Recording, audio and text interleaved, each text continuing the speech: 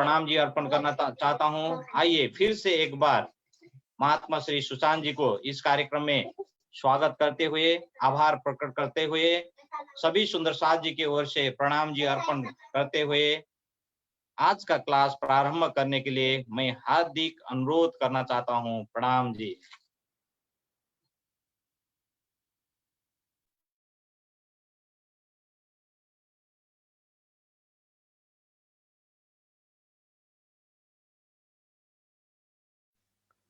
बोलो श्री प्राणनाथ प्यारे की जय।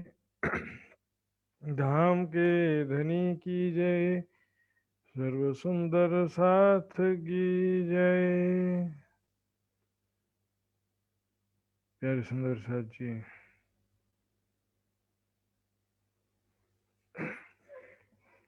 क्विज एक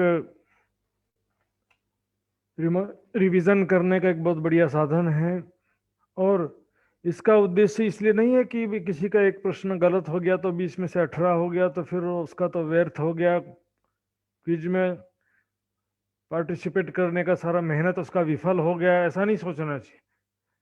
आपका गलत होता तो भी आप जीते और सही होता तो भी आप जीते। हारे सो हुई जीत। गलत रहता है का तो भी आपको वो बात जो आपने ध्यान से सुना नहीं होता है वो आपको अच्छे से याद हो जाती है।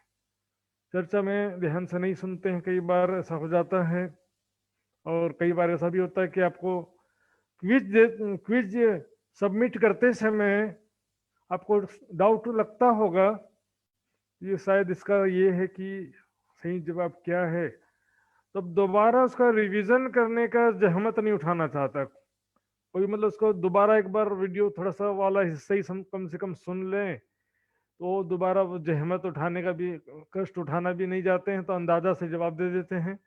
और क्योंकि मैं जो है इसका रिजल्ट के हिसाब से देखता हूँ कि कुछ लोग ऐसे जो आज सही आए हैं तो कल गलत हो जाते हैं, और कुछ ऐसे रहते हैं जो कल सही थे वो कल गलत थे वो आज सही कर देते हैं।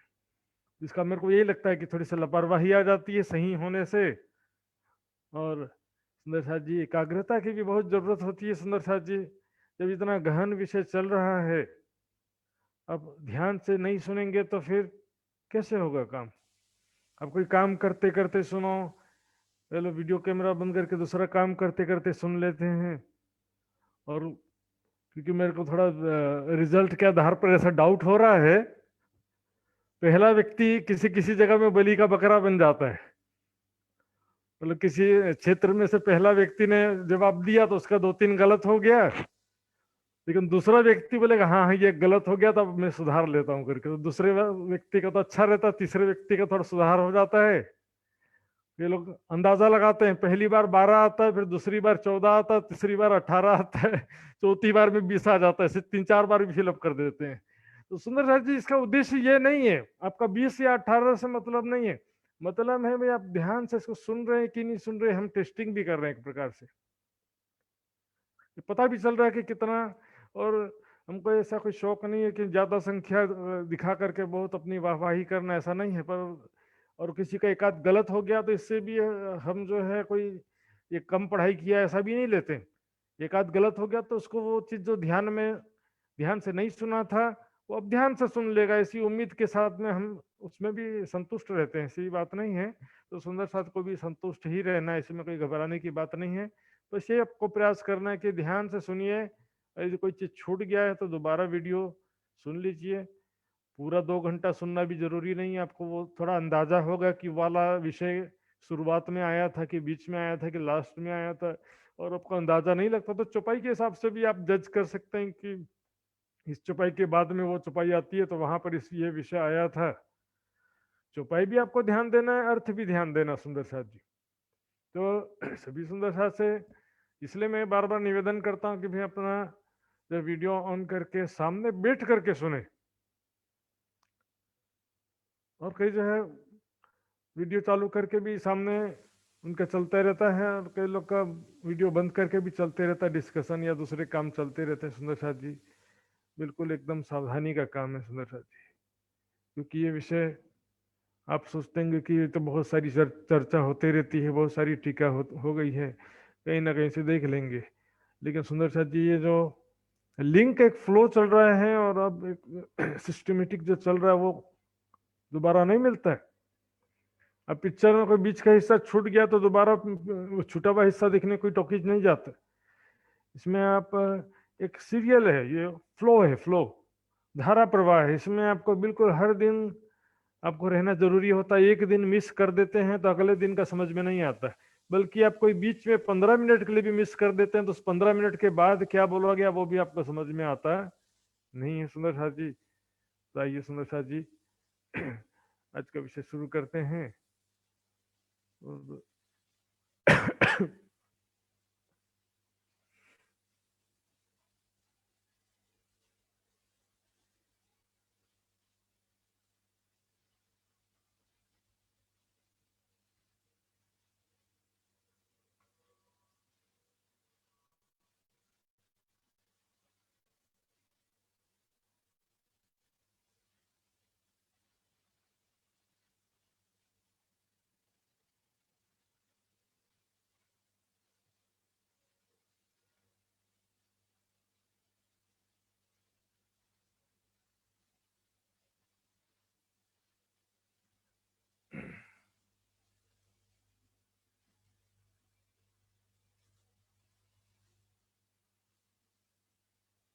बोलो श्री प्राणनाथ प्यारी की जय।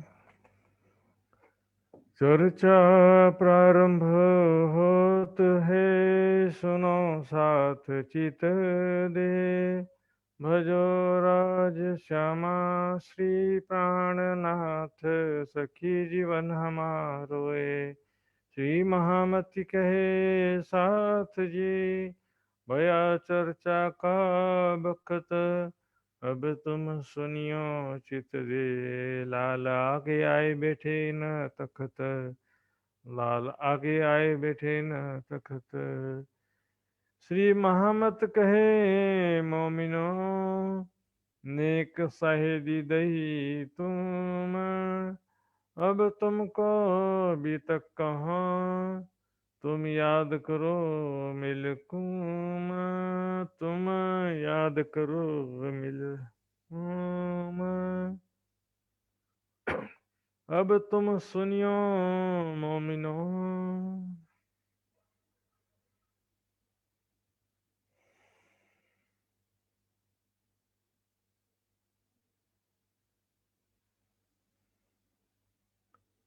प्रणाम जी सुंदर साथ जी।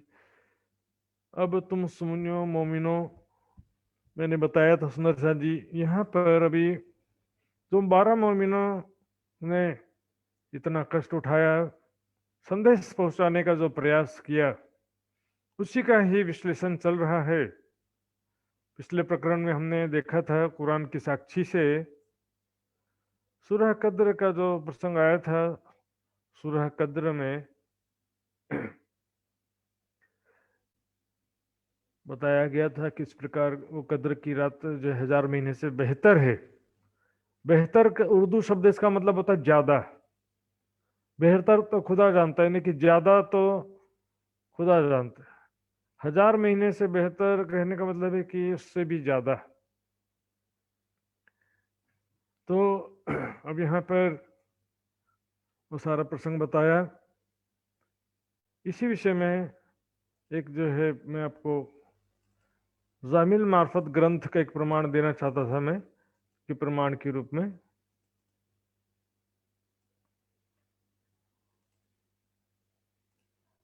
ये देखिए सुंदर सा, ये जामिल मार्फत ग्रंथ है।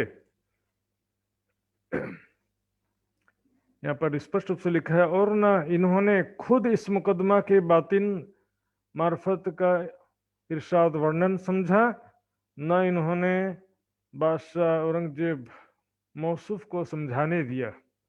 न समझा न समझाने दिया।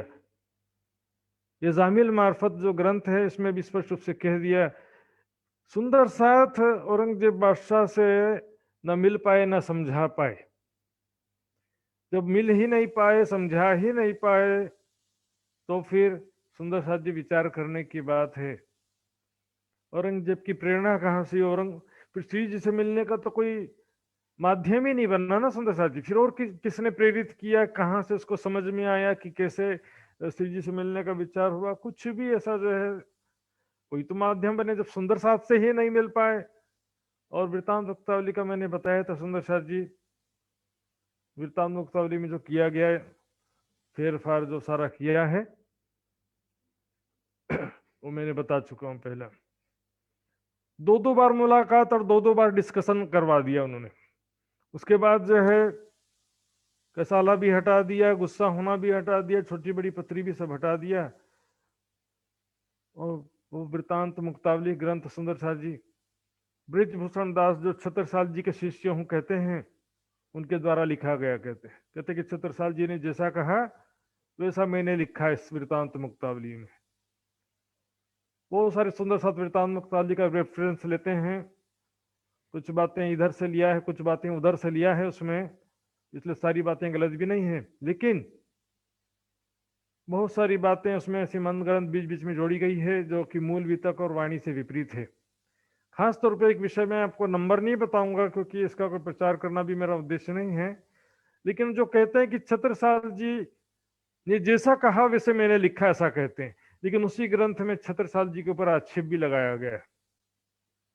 छत्रसाल जी के चरित्र पर आक्षेप लगाया गया उस ग्रंथ में। तो इस प्रकार सुंदर साथ जी मूल वितक के हिसाब से देखेंगे तो सारी बात स्पष्ट हो जाती है। तो वहां पर जो कसनी हुआ, कसाला हुआ सुंदर साथ जी के ऊपर सिराज के ठोर को किया ना खबरदार।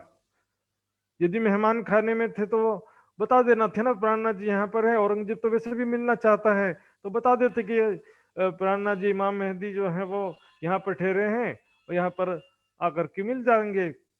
शेख वाजिद कलंदर के तकिए में मुलाकात हो फिक्स कर देते तो उसमें, लेकिन उसमें तो लिखा है कि थोर न किया खबरदार। श्री जी बहुत गुस्से हुए। जब बहुत गुस्से हुए तो औरंगजेब से मुलाकात कब हुआ फिर? जैसे 2500 प्रमाण हैं, विचारणीय बातें हैं सुंदर साथ जी। और वहां पर जो कहो जो वितक, तुम वहां पर जो अब फिर से ये विषय दोबारा उठा रहे हैं, ये इस प्रकरण में प्रमाण नहीं है, इस प्रकरण में रिवीजन है, वो घटना का विश्लेषण है।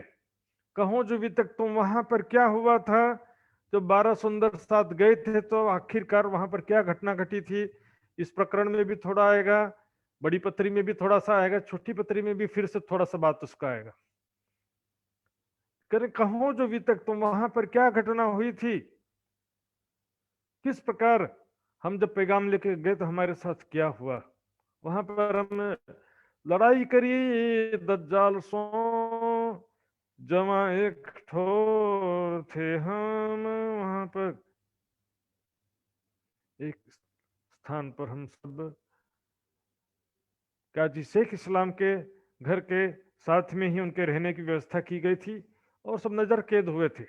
कब? बाद में। पहले कोतवाल सिद्दीक फौलाद के हवाले थे, वहां पर जो प्रताड़ना हुआ, और सुंदर साथ ने जब पूछा काजी से क्या क्या तुम्हारे रसूल साहब ने यही फरमाया है कि जो पैगंबर और खुदा पर ईमान लाया हो तो उसको प्रताड़ित करो, यही फरमाया है?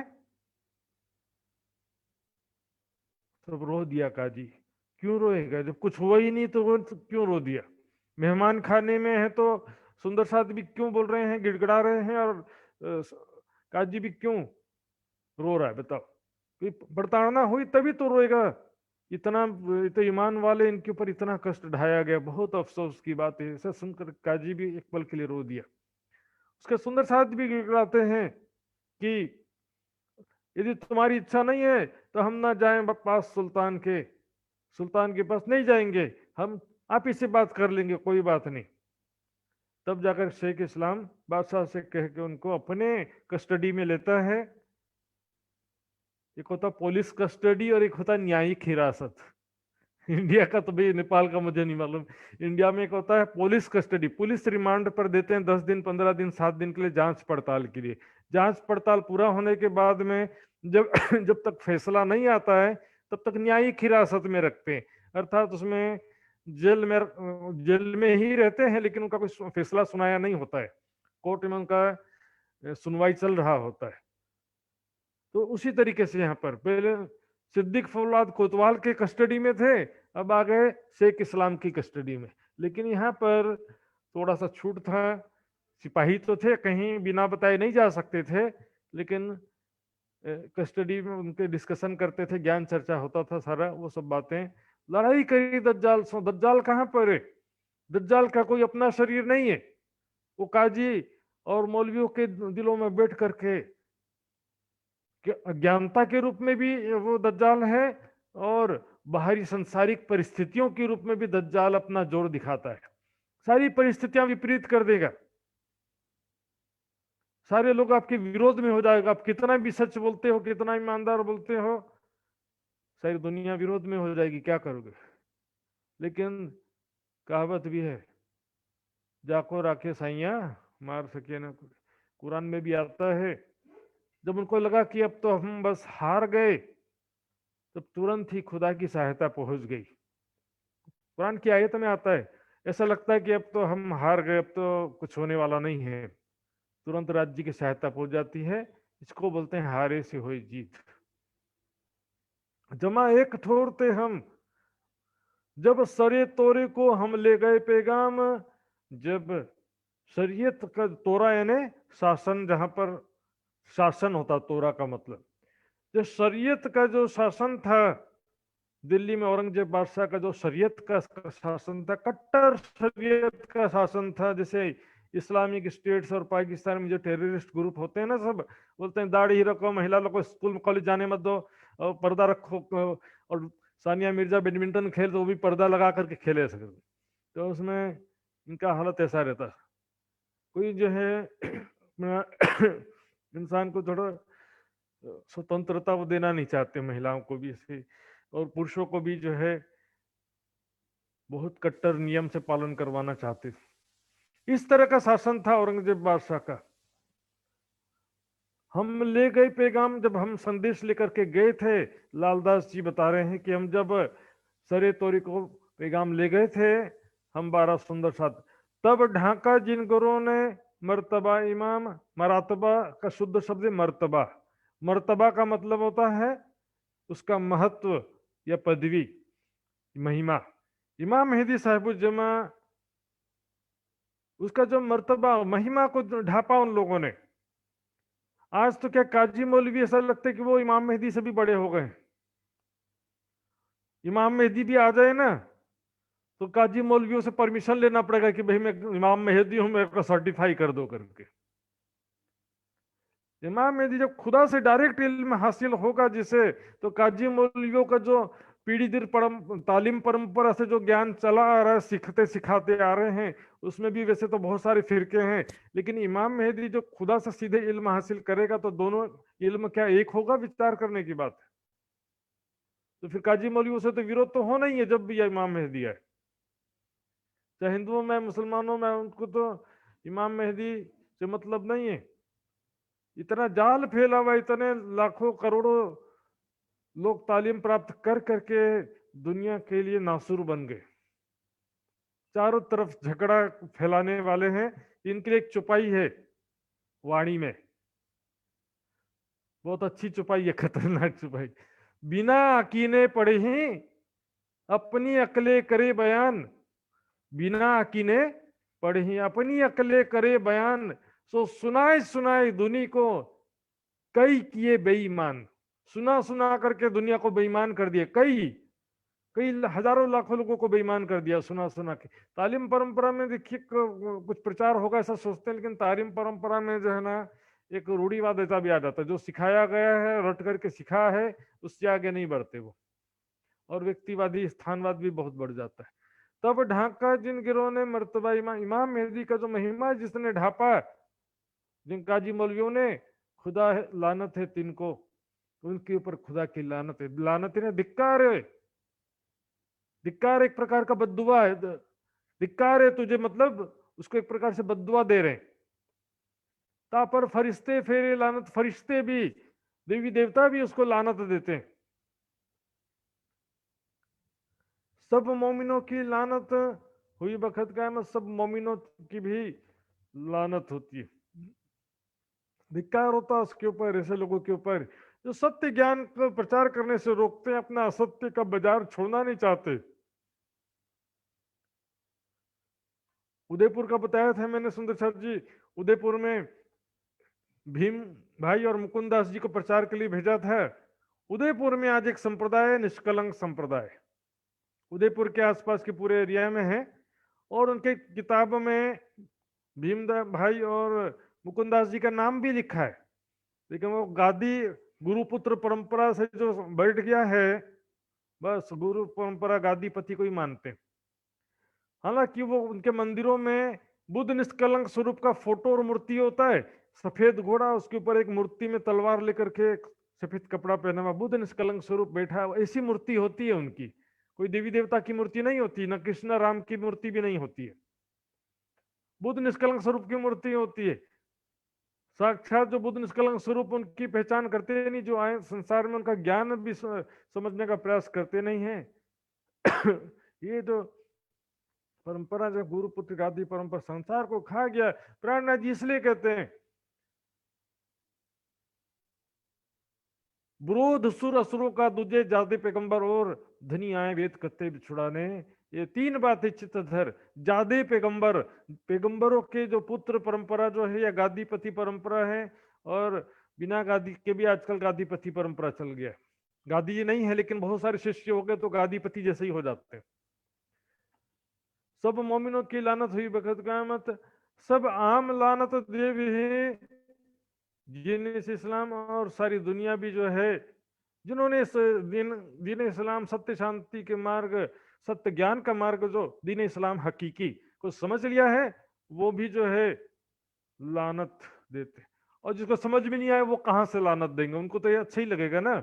इसलिए कह रहे हैं जिन इस इस्लाम, जिसने इस्लाम को समझा है, स्वीकार कर लिया है, यानी कि निजानंद का मार्ग, परम धाम का जो मार्ग है, सत्य ज्ञान वाला मार्ग, दीन इस्लाम हकीकी, हकीकी लगा देंगे तो ये हो जाएगा अपना निजानंद, और दीन इस्लाम शरीयती लगाएंगे तो फिर वो जारी मुसलमानों का हो जाएगा। हुई ख्वारी सब में पुकारत खलक तमाम, सारी दुनिया में उसको जो है शर्मिंदगी उठाना पड़ेगा, क्योंकि उसके कर्म छिपे नहीं रहेंगे। आखिरत में सारी दुनिया को पता चलेगा, सारी दुनिया को पता चलेगा कि यही लोग हैं, यही अगुवे लोग हैं जिन्होंने हमको सत्य ज्ञान ग्रहण करने नहीं दिया, सत्य ज्ञान को ढापा। दुनिया अगुवो देख ही, दुनिया अगुवो देख ही, जैसे काले नाग, जैसे काला नाग निकल आता ना, वैसे देखेंगे दुनिया वाले अगुवों को, अपने धर्माचार्यों को, गुरुजनों को, काजी मौलवियों को, पंडित पादरियों को, सब कैसे देखेंगे, इन्हों लगाई आग, इन्होंने जो है द्वेष की अग्नि प्रज्वलित किया, इन्होंने अज्ञानता का लाभ उठाया, अज्ञान का प्रचार प्रसार किया, लोगों को भ्रमित किया। जो घायल सांप को चींटियां लग गया बिना हिसाब, जैसे कोई सांप चोट लग गया है लेकिन मरा भी नहीं है,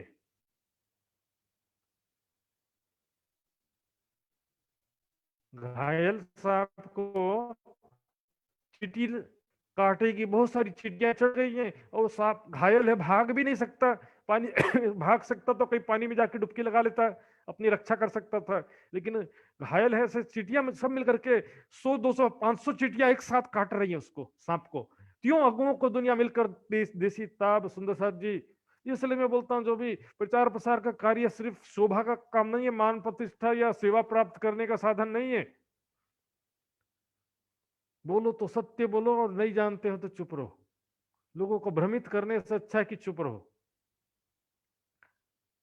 और असत्य ज्ञान लेकर के खिचम खिच करना, भड़काना, निंदा चुगली करना, तो खुद ही समझने की ताकत नहीं है, दूसरे को जो है अंधभक्ति करते हुए गुरु के नाम पर झगड़ा करना, स्थान के नाम पर झगड़ा करना, हमारे गुरु का अपमान कर दिया, हमारे गुरु का विरोध कर दिया, तुमको क्या समझ में आया है? ज्ञान ना इधर का समझ में आया ना उधर का समझ में आया, एक तरफ अंधश्रद्धा से जुड़ गए और दूसरे तरफ अंधश्रद्धा से विरोध कर रहे।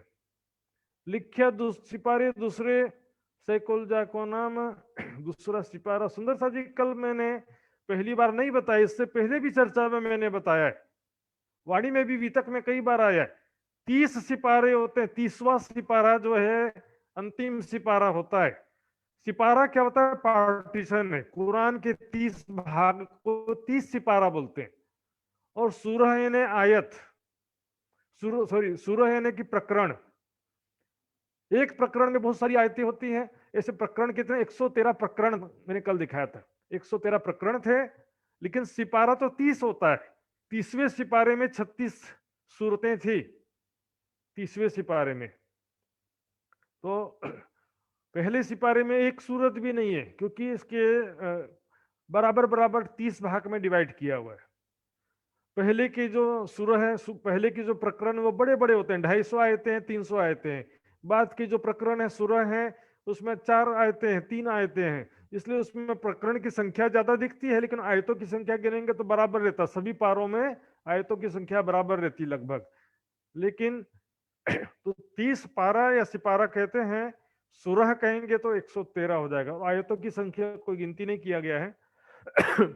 सैकुल जाको नाम दूसरा जो सिपारा है, दूसरा सूरह नहीं, सिपारा सैकुल जिसका नाम है, उसमें एक जो दज्जाल का प्रसंग आता है। दज्जाल बैठा दिल पर भानी रहा इस्लाम। दज्जाल जो है सबके दिलों में बैठा हुआ है, सब दुनिया को सत्य मार्ग से भ्रमित कर रहा है, पथभ्रष्ट कर रहा है दज्जाल। दज्जाल की माया की शक्ति है। वास्तव में बारीकी से देखे तो माया ही सब जीवों के रूप में है। इसलिए कहा ना, छल को छल ना लागे ही ओ लेहरी ओ जल। माया को माया नहीं लगती। माया के जीव माया के ही स्वरूप होते हैं, ब्रह्म सत्ता के ही स्वरूप होते हैं। जीव चेतना ब्रह्म सत्ता का ही स्वरूप कहा गया, माया का ही स्वरूप कहा गया। उसी को स्वाप्निक चेतना कह देते हैं, हुक्म कह देते हैं, ब्रह्म सत्ता कह देते हैं। दज्जाल बैठा दिल पर, दुनिया वालों के दिलों में दज्जाल बैठाया है। अब देखिए, दिल पर बैठा है दज्जाल। दिल या मन को दज्जाल नहीं कहा गया। लोग बोलेंगे मन शैतान है। मन काहे का शैतान है? हाँ, तमोगुण बुराइयों से युक्त जो मन है, बुद्धि है, जो बुराइयों से युक्त अंतस्करण है, वो अच्छाइयां जब आ जाएंगी तो मन थोड़ी खराब होता है। मन तो एक जो है, समझो कि एक तंत्र है। वाणी में क्या कर रहे मन, तू फर पख 25 माह है, तू 25 पक्षों में भ्रमण कर, तू बहुत ताकतवर है। 25 पक्षों में भ्रमण कर रहा मन को। मन जो है बुरी नहीं, बुरा बात नहीं। मन में जो ये माया की शक्ति है, शरीर में चेतना शक्ति, और उसी चेतना शक्ति माया की शक्ति से ही तो अंतस्करण कार्य कर रहा सारा। इसलिए सारी दुनिया जो है सत्य मार्ग को प्राप्त नहीं कर पाती है। सब खलक राह पावती जो है फेरत ना पैगाम है। सारी दुनिया जो है सत्य मार्ग को प्राप्त कर लेती यदि वो फेरत ना पैगाम। काजी मौलवी यदि संदेश के मार्ग में बाधा नहीं डालते तो सारी दुनिया आज सत्य मार्ग को प्राप्त कर लेती। सबसे पहले औरंगजेब सत्य को समझता, फिर उसके साथ में मुसलमान भी समझ जाते दूसरे, फिर एक हिंदू तन में होने के कारण, प्राणनाथ जी के एक हिंदू तन में होने के कारण समस्त हिंदू भी फिर आ जाते। इस प्रकार सारे हिंदू मुस्लिम सब प्राणनाथ जी एक बुद्ध निष्कलंक स्वरूप इमाम मेहदी साहिब उज्जमा के चरणों में आ जाते। दीदार होता दुनिया को बुद्ध निष्कलंक स्वरूप आखरुल इमाम मोहम्मद मेहदी साहिब उज्जमा का दीदार हो जाता, मोहम्मद हक की सूरत का दीदार हो जाता। पढ़ो भान दिया वकम। ये जो पढ़ो का मतलब क्या, तो तालीम प्राप्त करके काजी बन गए, तालीम प्राप्त करके आलिम बन गए। तालीम प्राप्त करने से कोई आलिम या मौलवी या काजी नहीं बनता। तालीम प्राप्त करके कोई विद्वान नहीं बनता। सुंदर साथ जी, ये हक इलम की बारीकियां हक के दिए आवत, न सीखे न सिखाए, न सोहबत हक में हर सिपाहियत। अब शब्दों का अर्थ सुन किसी से पूछ सकते हो और आपके दिल में तड़प है राज्य की, तब चर्चा सुन के भी समझ जाओगे, वाणी पढ़ करके भी समझ जाओगे। दिल में तड़प नहीं है तो फिर रटते रह जाओगे। पढ़ो भान दिया वह काम। ठीक है, पौष्टिक से पौष्टिक भोजन जो खाओगे आप, तो पचाने के लिए भूख बहुत चाहिए, आपको परिश्रम करना पड़ेगा। ड्राई फ्रूट्स, दूध, अंकुरित चना, अंकुरित मूंग खाओगे तो इतना इजीली डाइजेस्ट नहीं होता। वो उसको पचाने के लिए थोड़ा परिश्रम करना पड़ता है।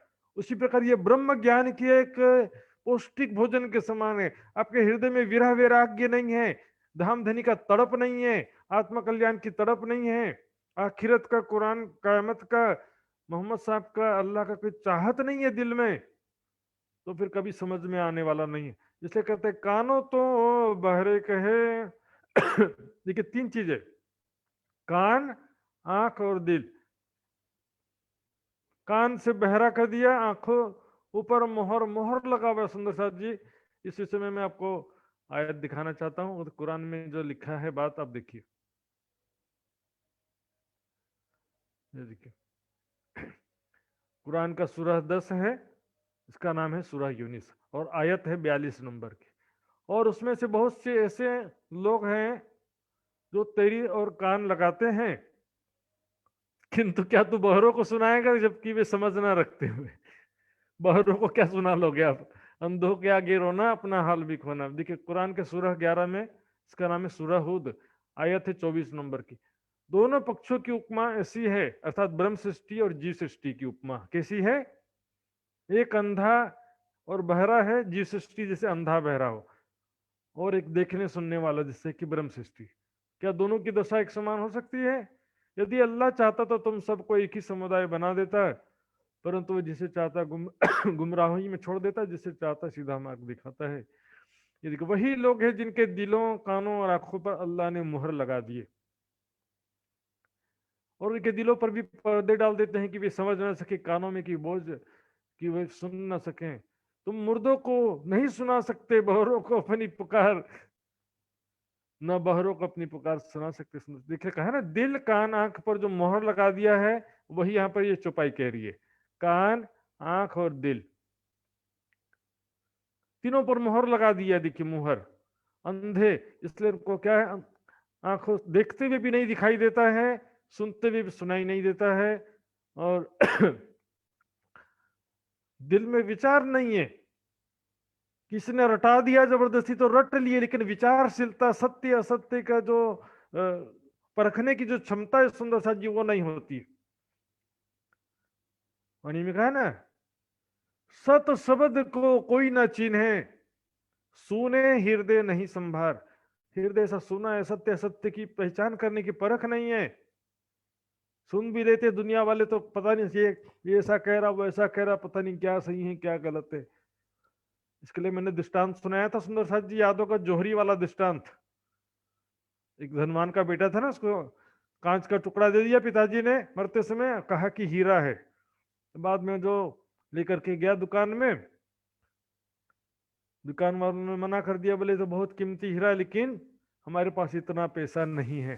बोले सच बताओगे तो सुनने की ताकत नहीं है, इसलिए आपको कौन सच बताएगा। सब चलते रहे, बहने दो, चलने दो, काय के लिए पंगा लें, काय का झमेला उठाएं। तो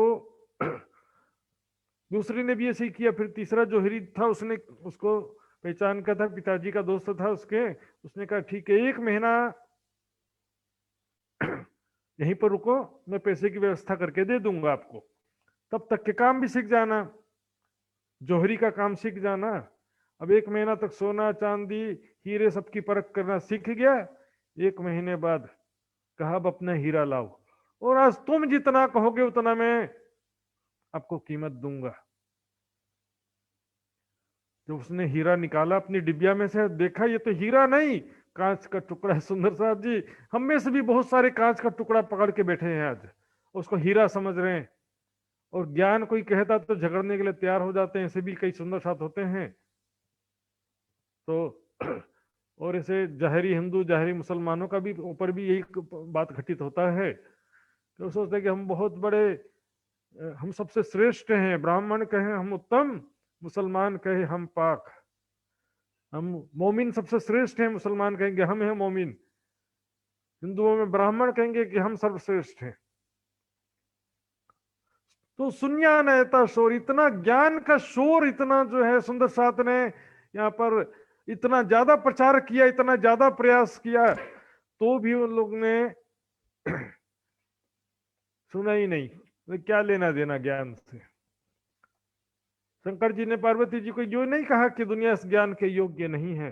ये तो क्या जो ब्रह्मात्मा होगी कोई कहीं पर कोने में तो सुन करके तुरंत धामधनी के चरणों में आ जाएगी, प्राणनाथ जी के चरणों में आ जाएगी।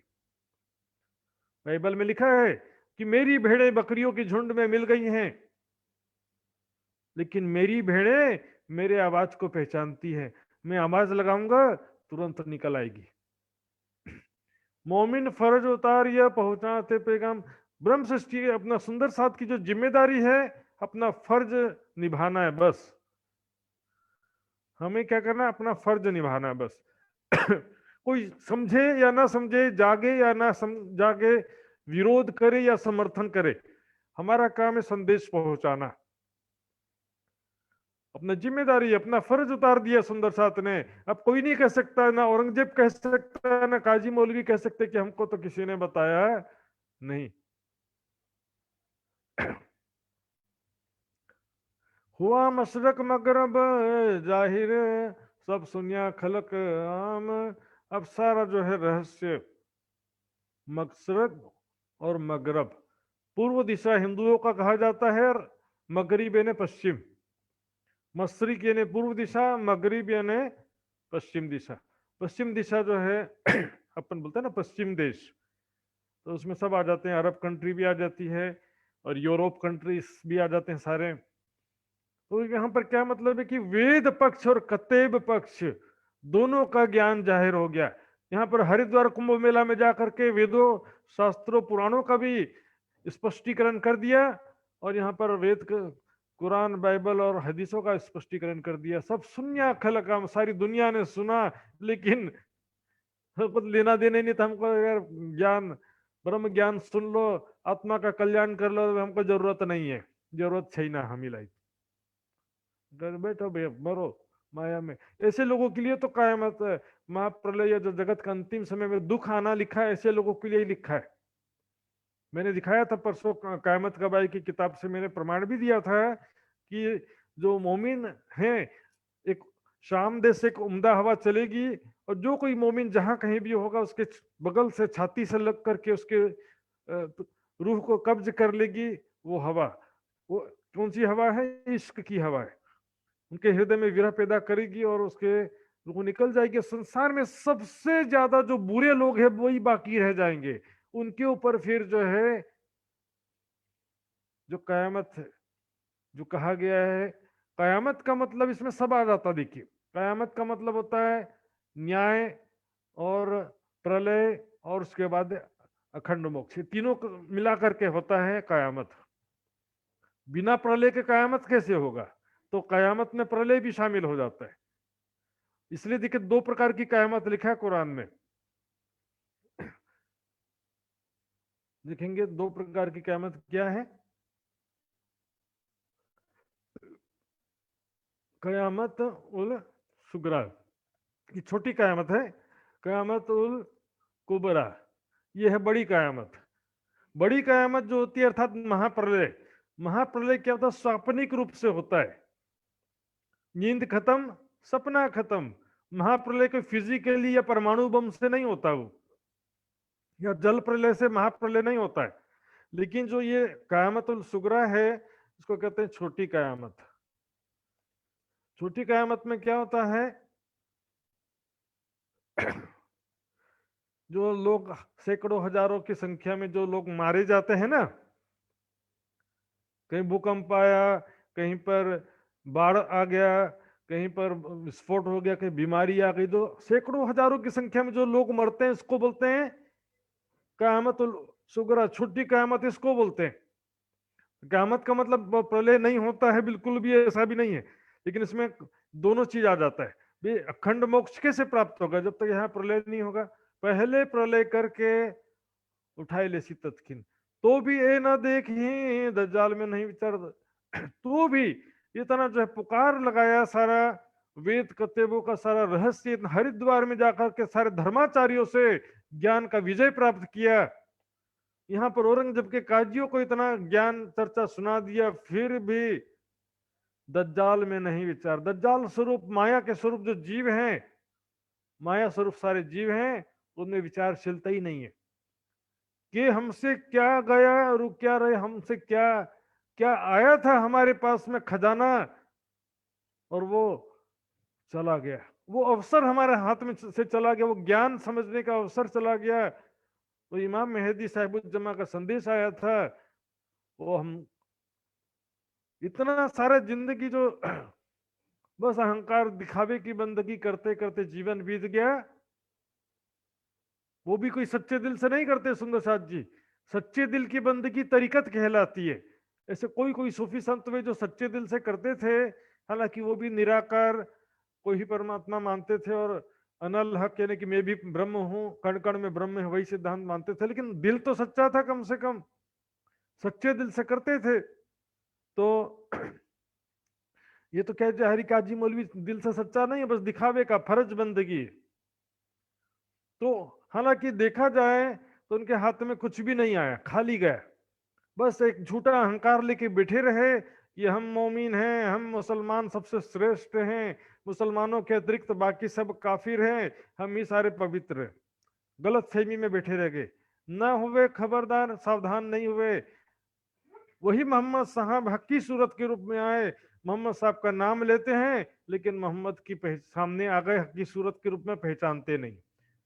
ईसाई लोग ईसा मसीह कहते हैं, सेकंड कमिंग ऑफ क्राइस्ट, दूसरा वही शक्ति जो दोबारा महामती जी के स्वरूप में आती है, उसकी पहचान नहीं है। वो पुराना ईसा ईसा करके रट रहे, जो भी दोबारा आए हैं उसकी पहचान नहीं है आपको।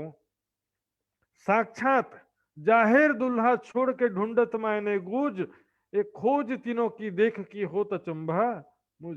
प्रत्यक्ष रूप से प्राणनाथ अक्षरातीत हक ताला आए हैं, वही ईसा मसीह, वही मोहम्मद, वही कृष्ण दोबारा अब महामती जी के स्वरूप में आए हैं। अर्थात उन तनों में जो शक्ति थी वो दोबारा यहाँ पर महामती जी के तन में आई है, उसको पहचानते नहीं है। सो और झूठा अहंकार लेते कि हम तो इसके मानने वाले हैं, हम मोहम्मद के मानने वाले, हम कृष्ण के मानने वाले, हम ईसा मसीह के मानने वाले।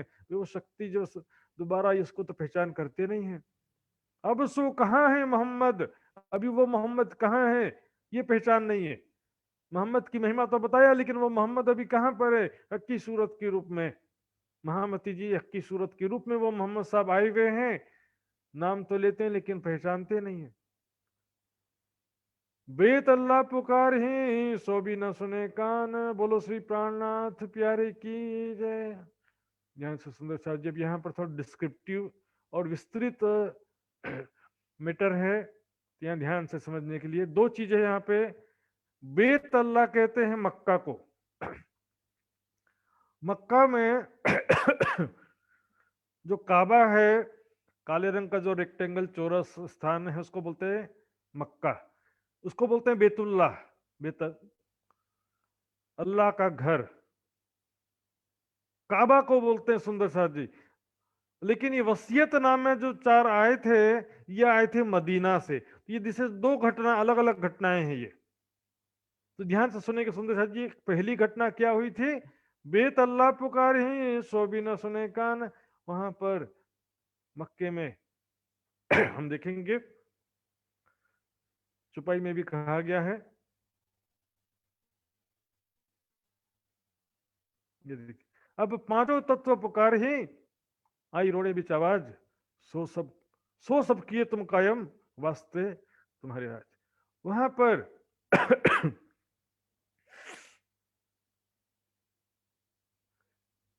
मक्का से जो ये सबसे पहले क्या वहां पर दो मीनारें थी, दो मीनारें वहां पर टूट के गिर गई और आई रोड़े बीच आवाज। रोड़ा कहते हैं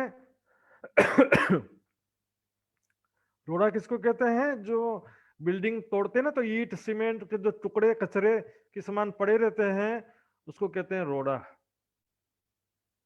तो वहां पर जब टूट के गिर गई दो मीनारें, तो वहां पर आवाज आया, उसमें से आकाशवाणी हुई, रोड़े से आवाज आया कि क़यामत का समय आ गया है और इमाम मेहदी हिंद में प्रकट हो गए हैं। क्योंकि बेत अल्लाह कहते मक्का को, और वसीयत नामा चार आए, ताकि भी ना करे पहचान, ताकि भी ना करे पहचान। सुंदर सा जब देखिएगा वसीयत नामा, जो चार वसीयत नामा कब कब आए और वो वसीयतनामा वास्तव में है क्या चीज, वसीयतनामा किसने लिखा या किसने उसमें क्या लिखा, सब चीजें हम समझेंगे। सबसे पहले देखिए 4 वसीयतनामा आया है। पहला वसीयतनामा विक्रम संवत 1712 में आया था। दूसरा वसीयतनामा विक्रम संवत 1731 में आया। तीसरा वसीयतनामा विक्रम संवत 1735 में, जब ये जो दिल्ली का प्रसंग चल रहा था इसी समय आया था। और चौथा वसीयतनामा विक्रम संवत 1797 काफी बाद में आता है। तो कुल मिला के 4 वसीयतनामे जो है, इसके विषय में थोड़ा अलग अलग मतभेद भी है। आइए हम किताब के अनुसार देखेंगे।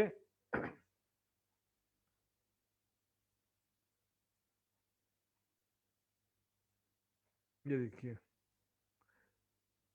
ये है वसीयतनामा पहला और दूसरा, इसी में पूरा पहला भी लिखा है और दूसरा भी मिक्स है दोनों। तो इसमें जो है हम सारगर्भित रूप से पहले जो मैंने लिखा है उसको देख लेंगे तो ये समझने में आपको इजी पड़ेगा। उसमें क्या होता है, शेख अहमद नाम का एक व्यक्ति है जो मदीने में, मोहम्मद साहब की जो दरगाह है उसको मदीना बोलते हैं।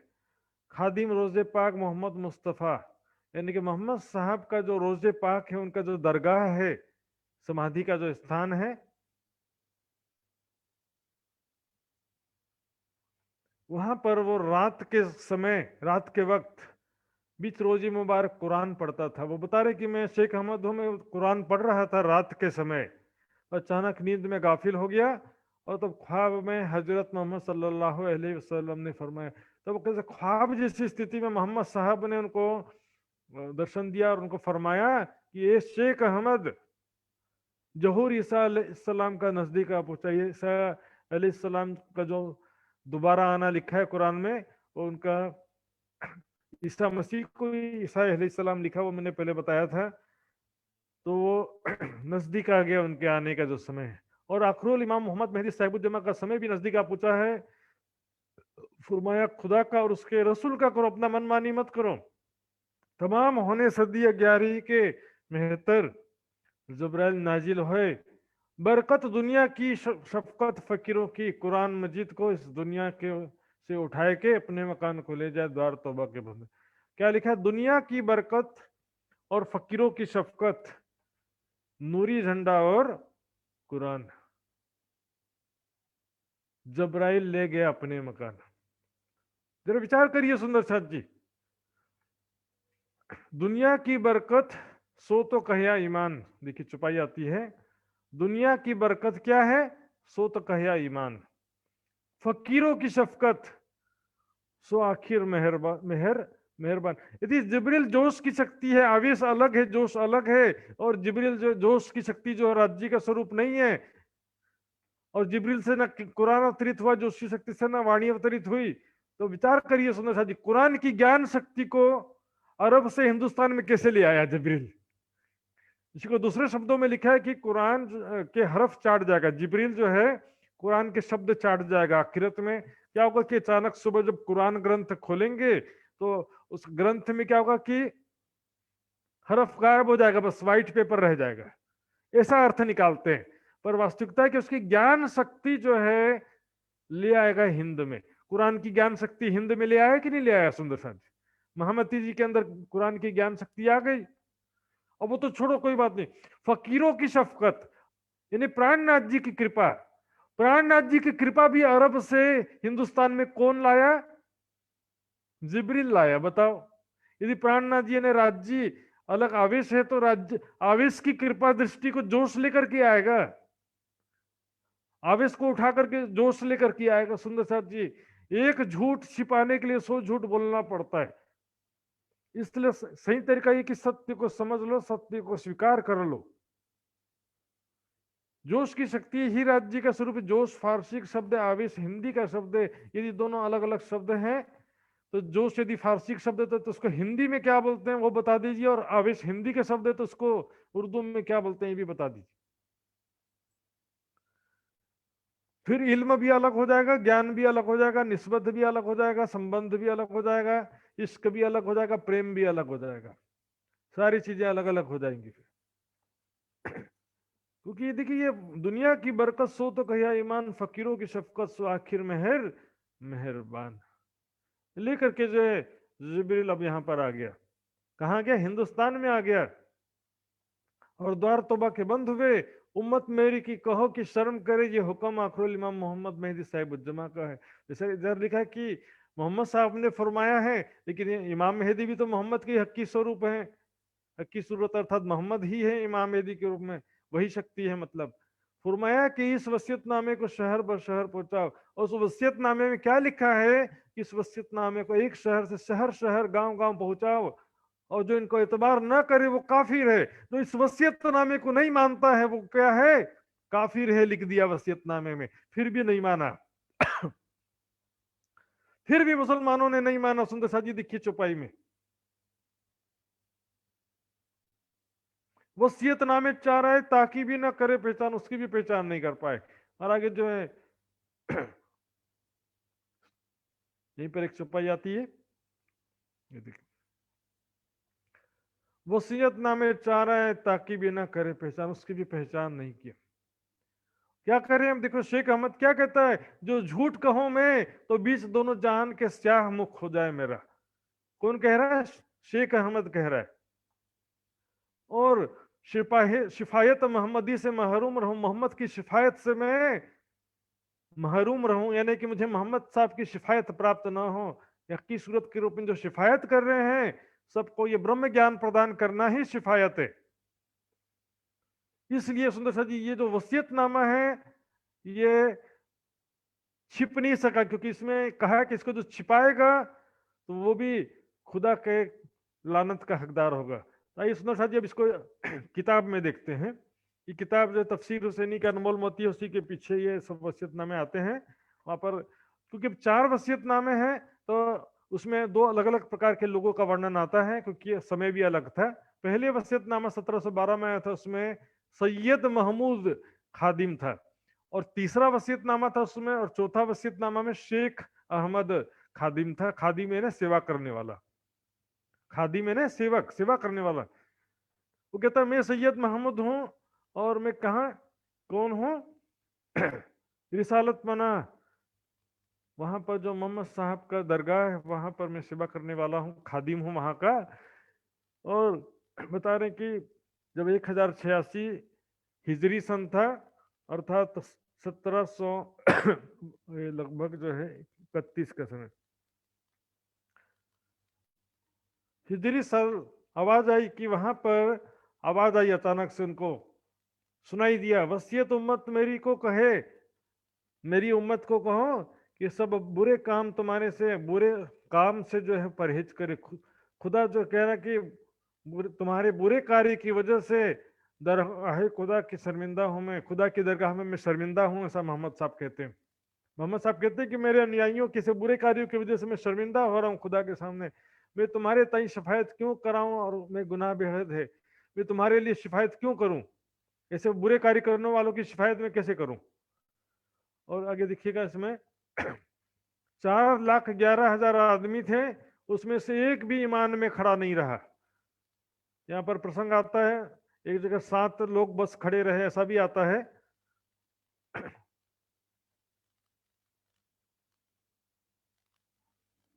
ये देखिए यहाँ पर जो तीसरा वसीयतनामा है उसमें आता है कि 70,000 आदमी थे, उसमें से 7 व्यक्ति सिर्फ ईमान में खड़े रहे। वो प्रसंग क्या है कि एक बार 70,000 मुसलमान नमाज पढ़ रहे थे, अचानक से आकाश से हीरे मोती बरसने लगे। तो सब लोग नमाज पढ़ना छोड़ करके लूटो लूटो हीरे मोती लूटने लग गए। 70,000 में से सिर्फ 7 आदमी जो है नमाज पढ़ते रहे, बाकी सब नमाज छोड़ करके लूटने चले गए। ऐसा हालत हो गया। बोले 7 जने बस ईमान में खड़े रहे। उसी तरह से यहाँ पर भी किस्सा है। यहाँ पर कहते हैं जहूर ईसा अलैहिस्सलाम का नजदीक पहुंचा है और जमाना इमाम मेहदी साहिबुज्जमा का नजदीक पहुंचा। फरमाया खुदा का और रसूल का करो, अपना फरमाया अपने नफ्स शैतान का मत करो, अपने इंद्रियों के हीर सवा चाहनाओं को संसारिक ख्वाहिशों की पूर्ति में मत लगे रहो। जो वाणी में ग्रंथों में लिखा है कि परहेज करो, संयमित जीवन जियो, उसका पालन करो। न रोजा रखते न गरीबों को सदका देते हो। मैं सैयद मोहम्मद खादिम हूँ जो आपसे झूठ कहा हो, मैं यदि झूठ बोल रहा हूँ आपसे सैयद महमूद कहते हैं, मैं उधर मोहम्मद साहब की दरगाह मदीने का जो मैं खादिम हूँ, सेवक हूँ, वहां का सेवादार हूँ। यदि मैं झूठ कहता हूँ तो खुदा और रसूल को बेजार, खुदा और रसूल के सामने बेजार हो जाऊं, शर्मिंदा हो जाऊं। जो शक ले आवे मेरी बात में वो काफिर है। इस तरह से ये पहला वसीयतनामा है। उसके बाद दूसरा भी इसी में शामिल है। तीसरा वसीयतनामा देखेंगे तो यहाँ पर वही 70,000 आदमी की बात आती है। इसके अलावा जो यहाँ पर आता है, हजरत जिब्राइल उस वक्त उतरे, आलम की बरकत, फकीरों की शफकत, कुरान मजीद और नूरी झंडा ले गए, द्वार तौबा का बंद हो गया। ये बताया ना समझ, फकीरों की शफकत सो आखिर मेहरबान। प्राणनाथ जी की कृपा को फकीरों की शफकत कहा है। वही प्राणनाथ अक्षरातीत की शक्ति मोहम्मद साहब के अंदर थी, तो जो उनकी कृपा दृष्टि अरब वालों पर थी, वो कृपा दृष्टि, यदि जोश की शक्ति राज्य नहीं है तो वो राज्य की कृपा को कैसे ला सकता है? विचार करने की बात है। कुरान की शक्ति को कैसे ला सकता है? जो वो मात्र जो आवेश अंदर बैठ के कह रहा है और प्रकट करता मात्र जोश है, तो भी जोश मात्र प्रकट करता है, तो फिर वो ज्ञान की शक्ति को कैसे ला सकता है? उसको फिर आवेश ही लेकर के आना चाहिए ना वहां से, क्योंकि आवेश से ही प्रकट हुआ है, तो आवेश ही फिर वहां से लेकर के दूसरी जगह ला सकता है। लेकिन दोनों चीजें एक है। सारा ये गड़बड़ी जो है, अपनी एक गलती को छिपाने के लिए 100 झूठ बोलना पड़ता है। पूरा ये वसीयतनामे को शहर ब शहर पहुंचाओ। जो इनका एतबार न करे काफिर है। जो झूठ कहूं मैं तो बीच जहान, दोनों जहानों से रूह स्याह हुए। कह दिया मैं भी झूठ बोल रहा हूँ। और वसीयतनामा चौथा जो इसमें लिखा हुआ है 1151 संवत 1797 में आया सुंदर साथ जी। अब वो 1797 में क्या हुआ पता नहीं। उस समय तो काफी बात की बात है। छत्रसाल जी भी मेरे ख्याल से उस समय अदृश्य हो चुके थे, बीच पर्दे के हो चुके थे। तो ये इसी में जो मिलती जुलती बातें सुंदर साथ जी। अब ये 4 वसीयतनामे जब आए जरूर, तो ये वसीयतनामे से औरंगजेब जागृत हो गया ऐसा नहीं है। ताकि भी ना करे पहचान, वसीयतनामा का भी पहचान नहीं किया सुंदर साथ जी। और देखेंगे सुंदर साथ जी, एक घटना सुनेंगे किस प्रकार एक स्वप्न का प्रसंग जो आता है। जब औरंगजेब एक बार रात में, उनका जो रहनी बहुत अच्छा था, टोपी सिलते थे, कुरान लिखते थे, उसको बेच करके जो पैसा आता था उसी से अपने लिए खर्चा करते थे। तरीकत की बंदगी कह सकते हैं, उससे ज्यादा नहीं। लेकिन वो शरीयत के कट्टर हिमायती थे। वो एक बार उन्होंने सपना में देखा, रात को कुरान पढ़ रहे थे, तो पढ़ते पढ़ते थोड़ा आंख मीची के ना मीची, जैसे वो आता ना हरिदास जी का प्रसंग, उनको जो बाल मुकुंद जी दिखाई दिए, आंख मीची के नीचे थोड़ा एक फरामोशी जैसी अवस्था हुई। और उनको ख्वाब के रूप में क्या दिखाई दिया? कुरान रखा है बीच में, ग्रंथ जो है कुरान एक रेहल पर रखा है, उसके चारों तरफ हिंदू कुरान की परिक्रमा लगा रहे हैं और मुसलमान दूर खड़े देख रहे। समझ में आया? हिंदू लोग जो है कुरान की परिक्रमा कर रहे हैं और मुसलमान जो भाई है दूर खड़े खड़े देख रहे हैं, इबादत नहीं करते। तो कहते हैं कि ऐसा कैसे हो गया? हिंदू जो है वो कुरान की परिक्रमा कर रहे हैं और मुसलमान जो है दूर खड़े देख रहे हैं। तो भी बुद्धि नहीं आई औरंगजेब को। क्या किया मालूम? अपने गुप्तचर लगा दिया कि देखो हमारे शहर में मुसलमान लोग शरीयत का ठीक से पालन कर रहे हैं कि नहीं कर रहे हैं। बताइए सुंदर साथ जी, औरंगजेब कैसी बुद्धि जो है। वसीयतनामा आया तो भी पहचान नहीं किया, ख्वाब में सपना में देखा तो भी पहचान नहीं किया। बोलता कि लोग जो शरीयत का ठीक से पालन करने की नहीं पालन कर रहे हैं, इसका जांच पड़ताल करो।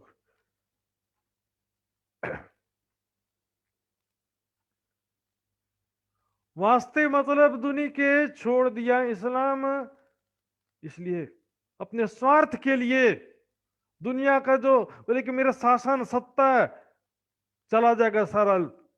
यदि मैं एक हिंदू बैरागी के तन में यदि वो बादशाह आ जाएगा तो काजी मौलवियों ने सोचा कि हमारा सारा प्रतिष्ठा, सारी बादशाह, सारा ऐशो आराम हमारा छीन जाएगा। दुनिया के वास्ते इस्लाम को छोड़ दिया, इस्लाम यानी सत्य शांति के मार्ग को छोड़ दिया, खुदा का प्रेम, खुदा का ईमान छोड़ दिया दुनिया के सुखों के लिए, दुनिया के स्वार्थ के लिए। बोले हमको इसी दुनिया का जो परंपरावादी प्रचार करने से ही पैसा मिल रहा है, तो फिर क्यों छोड़े। कोई परंपरावादी प्रचार करने से, जैसे हिंदू में बोले भाई भागवत कथा करने से लाखों रुपए का आमदनी होता है, क्यों छोड़ दें। परंपरावादी जो चल रहा है कुरान के नाम पर और इस्लाम के प्रचार के नाम पर, कई लाख करोड़ रुपए का ये लोग कलेक्शन करते हैं। दुनिया को ऐशो आराम कौन छोड़ना चाहेगा। लाखों करोड़ों रुपए की प्रॉपर्टी दूसरों को कहते हैं सुसाइड बॉम्बर बन जाओ, और खुद जो है पैसा इकट्ठा करके बड़ी बड़ी बिल्डिंग बना रहे हैं, अपने बच्चों को अमेरिका और ब्रिटेन भेज रखा है, और दूसरे को कहते हो कि कुर्बानी कर दो अपना। पैगंबर को पीठ दई रहे बीच दुनिया के काम में मशगूल हैं, और पैगंबर मोहम्मद साहब हकी सूरत के रूप में आए हैं, उनको पीठ दे दी। वही जो मोहम्मद साहब के अंदर शक्ति आई थी दोबारा आई है महापति जी के स्वरूप में, हकी सूरत के रूप में। साक्षात स्वरूप को नहीं देखते हैं, उनका नाम लेकर के बस रट रहे। नाम लेने से क्या होगा, साक्षात जो आया उसकी तो पहचान करते नहीं हो। जाहिर दुल्हा छोड़ के ढूंढत मायने गूंज, कुरान हदीसों का खोज में लगे हुए, उसके बातनी अर्थ नहीं समझेंगे तो खोज कभी पूरी होने वाली है। बातनी अर्थ समझे बिना कुरान के रहस्य कोई समझ ही नहीं सकता। रहे बीच दुनिया के काम सुंदर। यहां पर मोमिनों पर कसाला किया इन्होंने जोर, उन्होंने 12 मोमिनों जो सुंदर साथ गए थे उनके ऊपर देखिए क्या लिखा, कसाला जोर किया इन्होंने जोर। यदि वहां मेहमान खाने में रखा होता, हर दिन 100 रुपया खर्चा का हुक्म दिया होता, तो फिर कसाला भी कह रहे हैं, जोर भी कह रहे हैं। कई लोग क्या कहते हैं ना, इसलिए सुंदर साथ जी मानसिक बस दुख था, शारीरिक दुख नहीं था कहते हैं। तो मेहमान खाने में रखने से मानसिक दुख भी क्यों हो गया।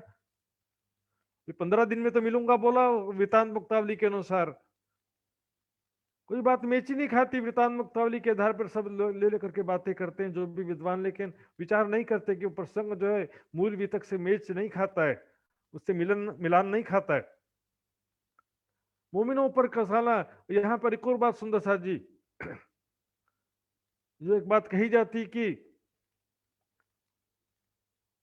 महामती जी ने जबराइल को आदेश दे दिया कि संसार का प्रलय कर दो। ऐसी कोई चौपाई आपको मिली इतने प्रसंग में अभी तक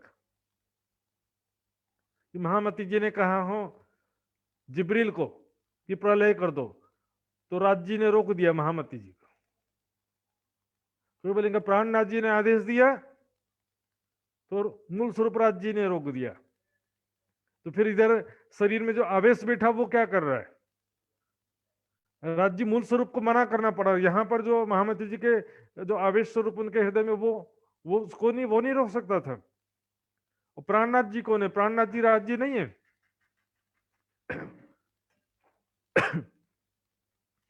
तो सुंदर जी विचारने की बात है, वो प्रसंग कोई प्रमाणित नहीं है, उसका कुछ भी प्रमाण नहीं है, और उसका बातें जो कही जाती है बिल्कुल जो एक चुपाई कहा जाता है, कच्छुक रखी रात खींच के सो भी वास्ते तुम, वो प्रकरण की 64वीं चुपाई है। और पूरा सनंद ग्रंथ जो है अनूप शहर में उतरा, वो एक चुपाई कहां से यहाँ पर उतर जाएगी, जिसके आगे पीछे कोई प्रसंग से मिलान भी नहीं खाता है। सुंदर साथ जी उस लड़ाई के वक्त में किया दज्जाल शोर, उस समय जब 12 मोमिन प्राणनाथ जी का संदेश देने के लिए गए थे, कुरान के सारे बातें लेकर के संदेश देने के लिए गए थे 12 मोमिन, दज्जाल ने पूरा जोर लगा दिया किसी भी तरीके से इसको बादशाह से मिलने नहीं देना है।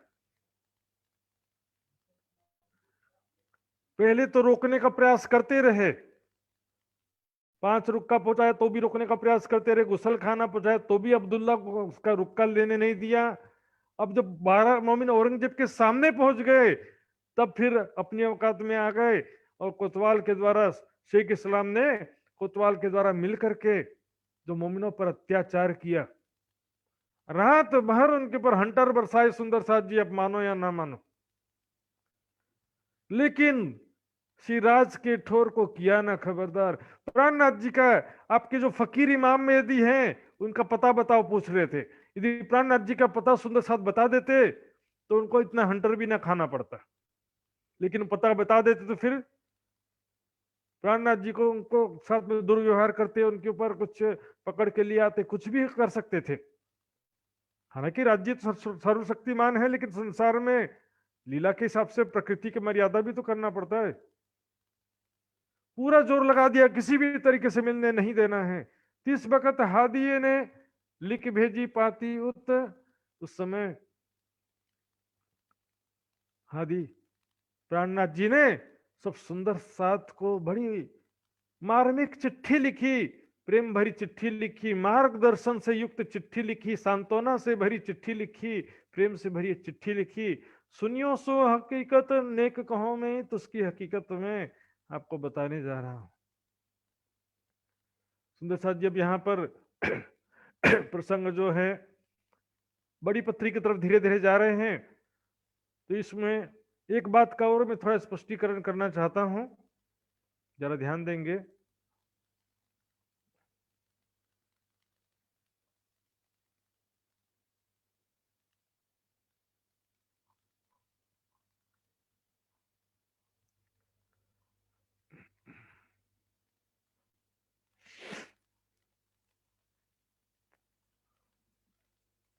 ये देखिए सुंदर साथ जी, ये क्या है? तख्ते ताउस, नाम सुना है? तख्ते ताउस का मतलब होता है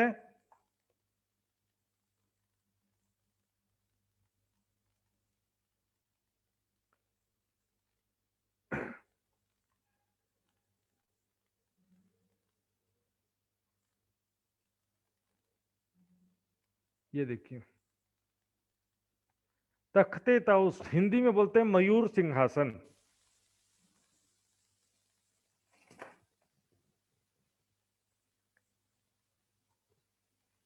ये सिंहासन जो है हिंदू राजा के सिंहासन जैसा नहीं होता है। ये देखिए, इसका बहुत सारे इमेजेस हैं।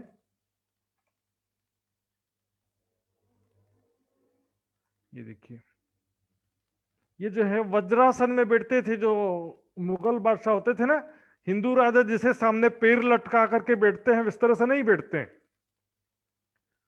मुगल बादशाह जो होते हैं, इसको ये अलग प्रकार का एक सिंहासन दिखाया है। तो इसमें क्या होता है, मयूर सिंहासन जो तख्ते ताउस, उसमें यहां पर देखिए जमीन से काफी ऊपर होता है, ये चबूतरा जैसे ऊपर हो जाता है, और इसके ऊपर आसन लगा रहता है, वज्र आसन में बैठते हैं। वज्रासन समझते हैं? पैर को मोड़ करके अपने ही पैरों की एड़ी के ऊपर बैठ जाते हैं, जो खाने के बाद वज्रासन करते हैं ना, तो वज्रासन में बैठते हैं।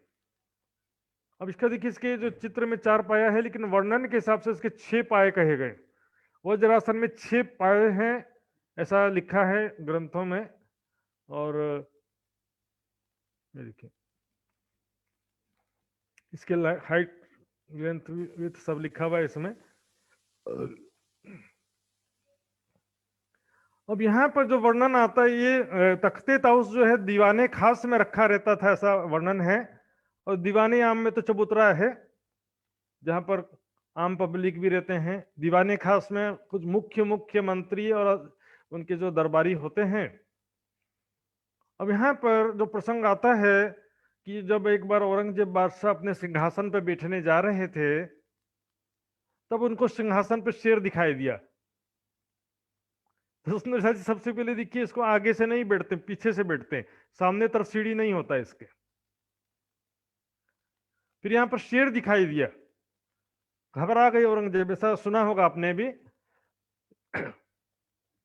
उसके बाद क्या हुआ कि जब औरंगजेब बादशाह दरबारियों को ने कहा कि नहीं, कोई नहीं, ये शेर नहीं है, घबराओ मत, तो इसके ऊपर जाकर के औरंगजेब बैठ गए, तो उसका पैर टूट गया, सिंहासन का पाया टूट गया, नीचे गिर गए पूरा।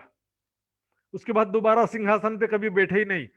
अब ये जो है बात सुंदर साथ जी हिंदू राजा का सिंहासन होता है ना, हिंदू राजा के जैसे तो कभी पॉसिबल होता भी, हालांकि ऐसा कोई भी प्रमाण मूल वितक में, वाणी में और कोई भी वितक में नहीं है, दूसरे भी किसी वितक में नहीं है। और यहां पर देखिए इसके पाए कितने छोटे छोटे हैं, एक आध पाया टूट भी जाए तो 6 पाए का सिंहासन कहा गया है। गूगल सर्च करिएगा कितने पाए थे, देखिएगा उसका। इतने छोटे पाई टूट भी जाए तो उसमें से ऊपर से गिर के नीचे पहुंच जाए, ऐसा कोई पॉसिबिलिटी लगता है? अब इस सबका आधार क्या है? देखिए वाणी की जो चौपाइयां इसका प्रमाण दी जाती है, ये देखिए श्रृंगार की चौपाइयां हैं। इसका जो इस चौपाइयों का जो अर्थ निकालते हैं एक चौपाई के हिसाब से, राज रोज रोहन का जब ये पहुंचिया आए, तखत बैठे शाह कहावते देखो क्यों डारे उल्टाए। तखत सिंहासन में बैठ करके जो बादशाह कहलाते थे, देखो क्यों डारे उल्टाए। अब यहां पर जो देखिए ये बहुवचन में कहे जा रहा है, एक वचन नहीं है। कहावते जो सिंहासन पे बैठ करके बादशाह कहलाते थे, ये बहुवचन में कहा जा रहा है कि नीचे की चौपाइयों से बिल्कुल स्पष्ट हो जाएगा। देखिए, पैगाम दिए तुम जिनको जो कहावते थे सुल्तान, बहुवचन में करे जो कहावते थे सुल्तान, सो पट के उसी हुक्म जिन फेरिया हदी फरमान। यहां पर जाहिरी सिंहासन से गिराने की बात नहीं है, सत्ता से गिराने की बात है। मुगल शासन जड़ से खत्म कर दिया। देखिए तीसरी चौपाई, भरत खंड सुल्तान कहावते, यहां भी देखिए बहुवचन, सो दिए सब फंदाए इन विद ऊर्जे आप में, आपस में ही सारे सुल्तान बादशाह राजा राणा सब आपस में लड़ते रह गए, सो किन्हों ना निकस हो जाए इन विद ऊर्जे आप में। यदि यहाँ पर सुल्तान का अर्थ एक ही से लेंगे, एक ही औरंगजेब से लेंगे, इन विद ऊर्जे आप में फिर कैसे करेंगे? आपस में उलझ गए। जो हिंदू राजा थे या जो मुस्लिम बादशाह थे, सब आपस में उलझ के रह गए। औरंगजेब के अलावा भी जो दूसरे सिपह सलार थे या सूबेदार थे, छोटे छोटे राजा थे, मुस्लिम बादशाह भी छोटे छोटे थे, जो यहाँ पर सबके लिए बात कहा जा रहा है। हिंदू राजा हो चाहे मुस्लिम राजा, जिसको भी पैगाम दिया है। आपने सुना था बीच में जसवंत सिंह के पास गए थे, तो उसने क्या किया? उसने भी तो पैगाम नहीं सुना, और वो भी उसके बेटे को धोखे से मारा औरंगजेब ने, और वो भी सदमे में वो भी मर गया। जो यहाँ पर जो बहुवचन में कहा जा रहा है संदेश, इन विदुर जी आप में जो भी हिंदू राजा या मुस्लिम राजा थे, जिन्होंने प्राणनाथ जी के संदेश को नहीं माना, प्राणनाथ जी के संदेश को जिन्होंने नहीं सुना, नहीं समझा, प्राणनाथ जी के स्वरूप की पहचान नहीं किया, सभी चाहे हिंदू राजा हो चाहे मुस्लिम राजा, सबकी बात आ जाती है इसमें। अब यहाँ पर आगे प्रसंग बता रहे हैं, उस समय में प्राणनाथ जी ने चिट्ठी लिखा था, जो जब थे कोतवाल के हवाले। देखिए जब कोतवाल के हवाले थे तब चिट्ठी लिख के भेजा था, और बाद में तो शेख इस्लाम जो काजी है उसके अंडर में हो गए थे, उसकी कस्टडी में आ गए थे बाद में। पहले जो कोतवाल सिद्दीक फौलाद की कस्टडी में थे, तब लिख भेजे खास कलाम। उस समय खास अपने जो विशेष रूप से धानधनी ने, प्राणनाथ जी ने अपने हाथों से सुंदर साथ जी को अपने हाथों से चिट्ठी लिखा। सुंदर साथ जी अपने हाथों से वो प्रेम भरे शब्द जो लिखे थे, वास्ते दिलासा मोमिनो जिन दलगीर हुए इनका।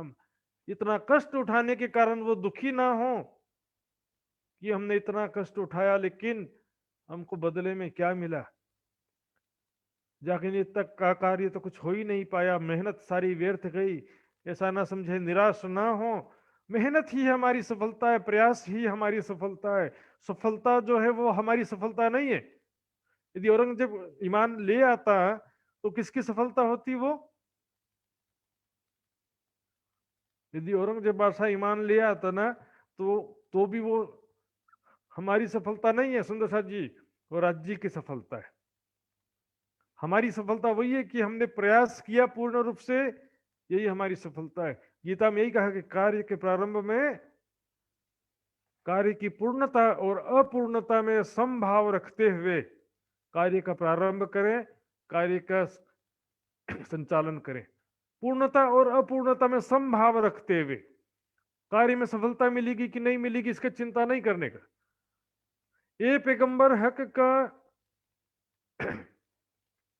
तुम्हें भेजे ऊपर इस्लाम, ये सुंदर साथ जो राज्य के संदेश वाहक थे, सुंदर साथ को भी मैंने बताया था 1,20,000 पैगंबर ब्रह्म सृष्टियों को कहा गया है तुम्हें भेजे ऊपर इस्लाम, तुमको सत्य ज्ञान का संदेश देकर के भेजा था, कुरान के गूढ़ रहस्यों का संदेश लेकर के भेजा था, कयामत की निशानियां लिख करके भेजा था। तो इन्हों मारा पैगाम को, उन्होंने पैगाम को रोका, सुंदर साथ पर अत्याचार किया, संदेश बादशाह तक पहुंचने नहीं दिया, तो हुई लानत तमाम, सबको लानत नसीब हुई, सबको गुनाह नसीब हुआ, सबको सारी दुनिया का धिक्कार नजदीक हुआ। अब ये हो तो शर्मिंदे, गर्म हो तो दोजक, उनके लिए दोजक तैयार हो रहा है। पश्चाताप दोजक जैसे कोई बताया था मैंने, हिंदुओं में जैसे नरक कुंडों का वर्णन आता है, नरक के कुंड, अग्नि कुंड, उस तरह से यहाँ पर दोजक के कुंड का वर्णन आता है। गर्म हो रहा है, नहीं कि भट्टी जल के तैयार की जा रही है, उसमें जलाया जाएगा, और भट्टी कुछ नहीं है, उनके गुनाह जो है, गुनाह ही खुद उनको जलाएंगे। सारी दुनिया की जब लानत लगेगी, चेहरा दिखाने के लायक नहीं रहेंगे। और इसके अलावा जिस दुनिया के सुख के लिए, सत्ता के लिए और संसारिक सुखों के लिए प्राणनाथ जी का संदेश ठुकराया, इमाम मेहदी का संदेश ठुकराया, सुंदर साथ पर अत्याचार किया, वो सत्ता भी नहीं रहेगी और संसारिक सुख भी नहीं रहेंगे। जिन सुखों के कारण और सत्ता के लिए सुंदर साथ को कष्ट दिया, सुंदर प्राणनाथ जी का संदेश ठुकराया। तो चिट्ठी में इस प्रकार लिखा था, तुम पर मेहर हादी की ए नजीक तुम्हारे हक। चिट्ठी में ऐसा लिखा था कि जो जिन्होंने पैगाम को रोका है उन सब के लिए दोजख तैयार हो रहा है, चिंता मत करो, उनको सजा मिलेगी उनके करनी की, उसकी आप लोग चिंता मत करो। सजा देने का काम खुदा की शक्ति सबको, ब्रह्म सत्ता भी वैसे भी सजा देती है, और विशेष रूप से ब्रह्म सृष्टि का मामला जो है, तो परमात्मा की शक्ति विशेष रूप से इसमें सजा देगी। उड़ने वाले कहे मोमिन, मुतकी भी पड़ोसी तीन, ताए हर बहन तरंज पहुंचाए जिन, सो लटके बीच सूली अगिन। वो जो है अग्नि की सूली में लटकाए जाएंगे, उनके लिए दोजख तैयार हो रहा। पश्चाताप की सिर्फ मतलब मात्र पश्चाताप कर दिया तो हो गया, ऐसा नहीं है सुंदर साथ जी, नॉट इजी। संसारिक रूप से भी दुख प्राप्त होगा, भोग में रोग का दुख प्राप्त तो होता ही है, लेकिन जो इन्होंने किया है, ना रहेगी सत्ता, ना रहेगी प्रतिष्ठा, और ना रहेगा दुनिया की धन संपत्ति। अभी मान लो मृत्यु को प्राप्त हो जाए, पैसा किस काम का? ऐसी असाध्य बीमारी लग जाए जिसका कोई इलाज ही ना हो, पैसा किस काम का? बड़े बड़े डॉक्टर कोरोना से शहीद हो गए उनकी डॉक्टरी और उनका पैसा कहाँ गया? डॉक्टर की बात नहीं, सिर्फ बहुत सारे धनवान लोग भी जो कोरोना की वजह से, बहुत सारे धनवान भी मृत्यु को प्राप्त हुए।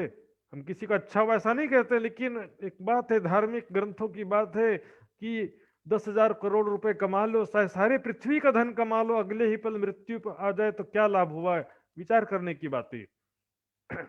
तुम पर मेहर हादी है कि ए नजीक तुम्हारे हक, उनके लिए दोजख है, और तुम्हारे ऊपर तो पल पल धाम धनी की मेहर है, पल पल धाम धनी तुम्हारे नजदीक है, साथ में है।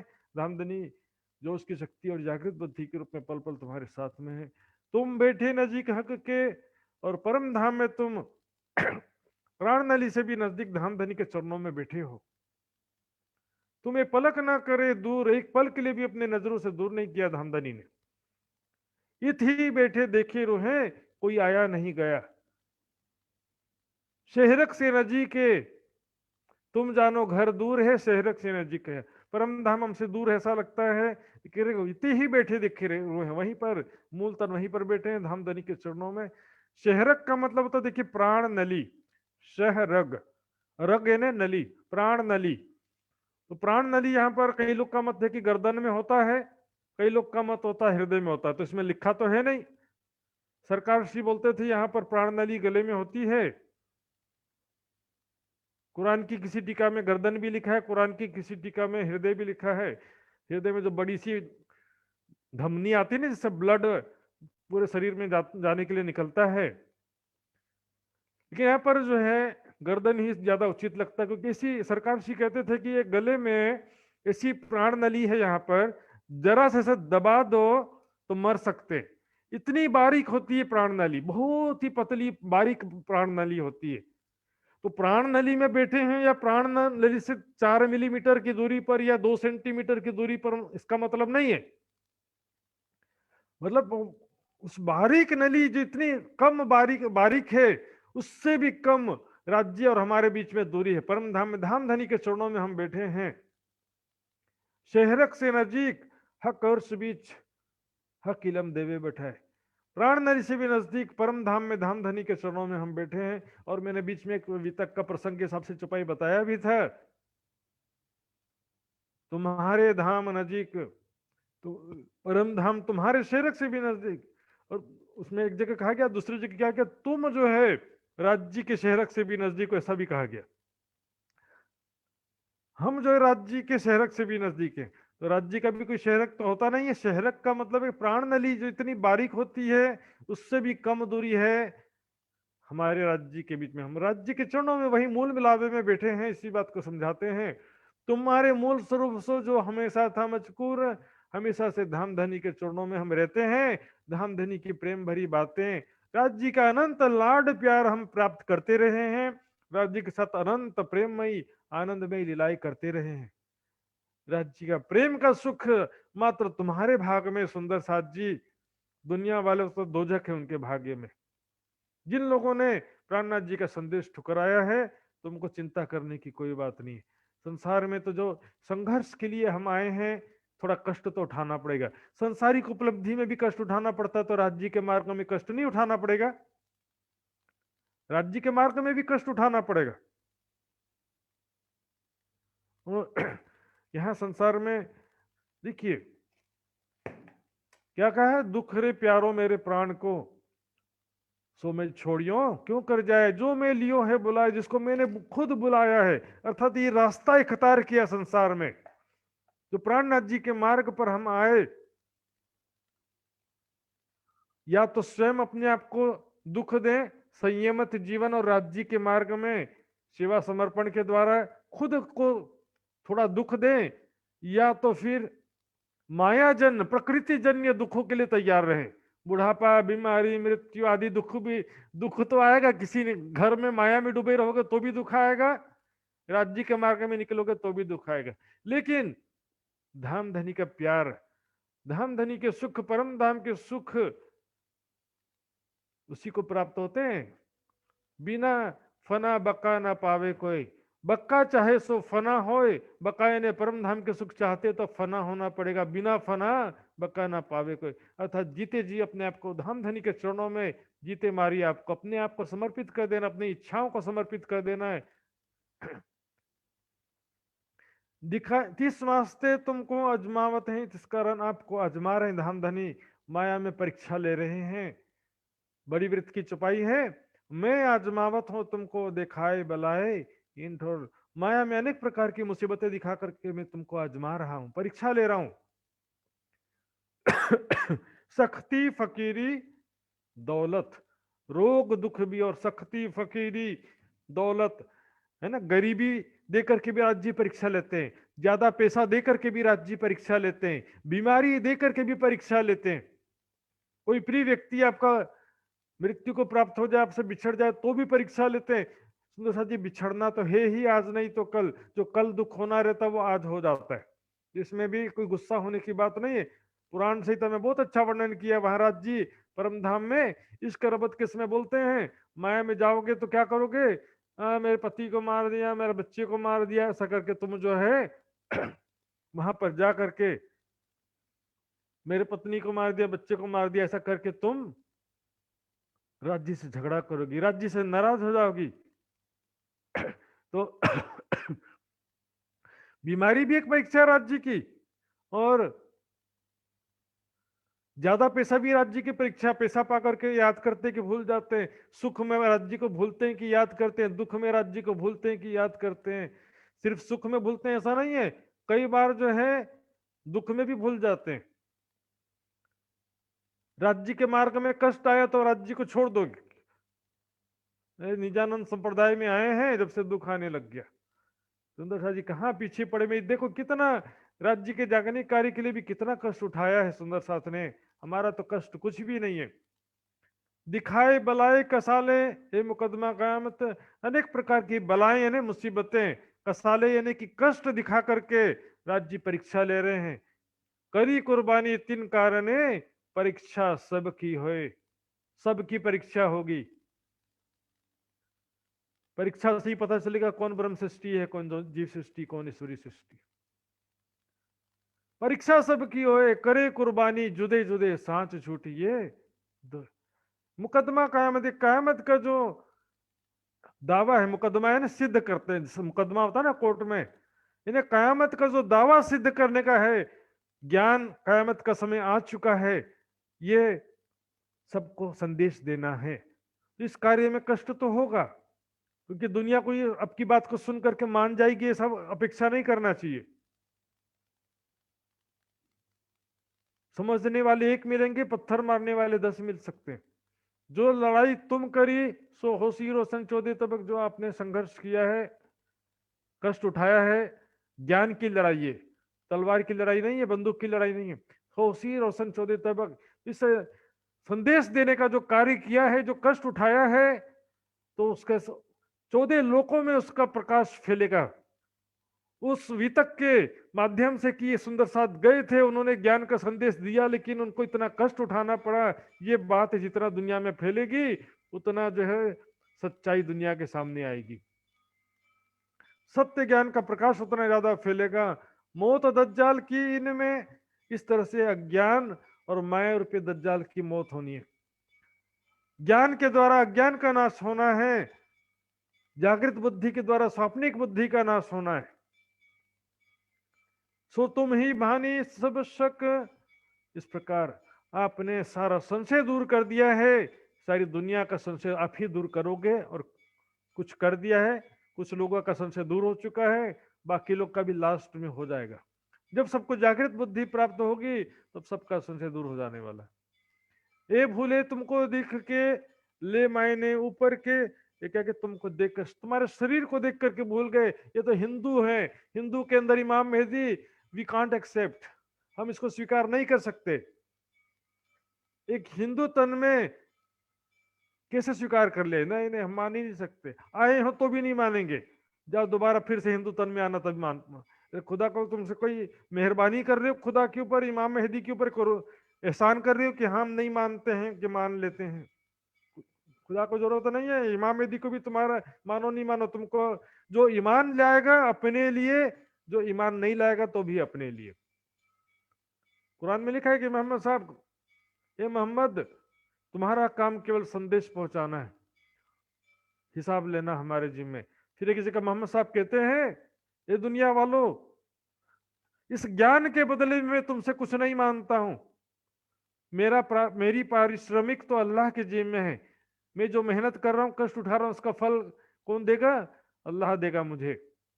और जो कोई ईमान लाएगा तो अपने लिए, जो नहीं लाएगा तो भी अपने लिए। ये भूले तुमको देख के ले मायने ऊपर के, ऊपर का अर्थ लेकर के इमाम मेहदी के जो जाहिरी वर्णन है कुरान हदीसों में, जाहिरी अर्थ के पीछे भागे। अबलिस रानिया इनसे ले ऊपर के अर्थ, इसी कारण अबलिस भी जो है, उसको भी शर्मिंदगी उठाना पड़ा था। उसने भी क्या किया? आदम के ऊपर सजदा नहीं किया था। शरीर को देखा आदम का, अंदर जो खुदा ने रूह फूकी थी उसको नहीं देखा था। रानिया ने शर्मिंदा होना पड़ा उसको, लानत हुआ उसको। सूरत देखी आदम की, बीच निस्बत थी हक। शरीर देखा आदम का, क्योंकि आदम का शरीर कैसे बना? खुदा ने फरिश्तों से कहा, जाओ धरती से मिट्टी लेकर के आओ। फरिश्ते मिट्टी लेकर के आ गए। अब मिट्टी का क्या करें, पूछा फरिश्तों ने। तो खुदा ने अपनी परछाई दिखाया, अपना परछाई दिखाया, तो फरिश्तों ने परछाई के जैसा आकृति बना दिया। इसी कारण आदम को बोलते हैं आदम शफीउल्लाह, यानी खुदा जैसी सूरत वाला। यदि खुदा जैसी सूरत वाला पहले कोई दूसरा होता, तो परछाई दिखाने की क्या जरूरत पड़ती फिर? इसलिए तो कहा ना, परमेश्वर ने मनुष्य को अपनी प्रतिकृति के रूप में बनाया। तो सबसे पहला जो शख्स है खुदा जैसी सूरत वाला, आदि नारायण। और हिंदू ग्रंथों या वाणी के हिसाब से देखेंगे, जैसे राज्य का स्वरूप है, वैसे अक्षर ब्रह्म का स्वरूप है। जैसा स्वरूप अक्षर ब्रह्म का है वैसा स्वरूप अव्याकृत ब्रह्म का है। अक्षर के मन का स्वाप्निक स्वरूप आदि नारायण का भी स्वरूप वैसा है। तो स्वप्न में सबसे पहले जो आदि पुरुष या प्रथम पुरुष कहे जाते हैं आदि नारायण। तो ये दोनों तरफ घटित होता है। एक तो जाहिरी रूप से आदम के ऊपर कि अंदर खुदा ने अपनी रूह फूकी थी, उसको नहीं देखा, शरीर को देखा इब्लीस ने। तासो रहा गाफल हुई लानत ऊपर शक, इस कारण से वो नशे में डूबा रहा कि मैं श्रेष्ठ हूं, ये तो मिट्टी से बना है मैं अग्नि से बना। तो शरीर को देखा, इसे उसके ऊपर लानत लग गया। सो अबलिस सबो दिल पर करत पारशाही, इसलिए अबलिस सारी दुनिया के दिलों पर पारशाही कर रहा है, दुनिया वालों को भटका रहा है, भ्रमित कर रहा है, पथभ्रष्ट कर रहा है। प्राणनाथ जी इमाम मेहदी की पहचान करने नहीं देता है। तो इल्हाम फेरा हक का दुश्मनी से आई, इसलिए वो इमाम मेहदी साहिबुज्जमा का संदेश उन्होंने ठुकरा दिया, प्राणनाथ जी का संदेश ठुकरा दिया। ये दुश्मनी से जो है ये सारा कुछ कहा गया है, देखेंगे।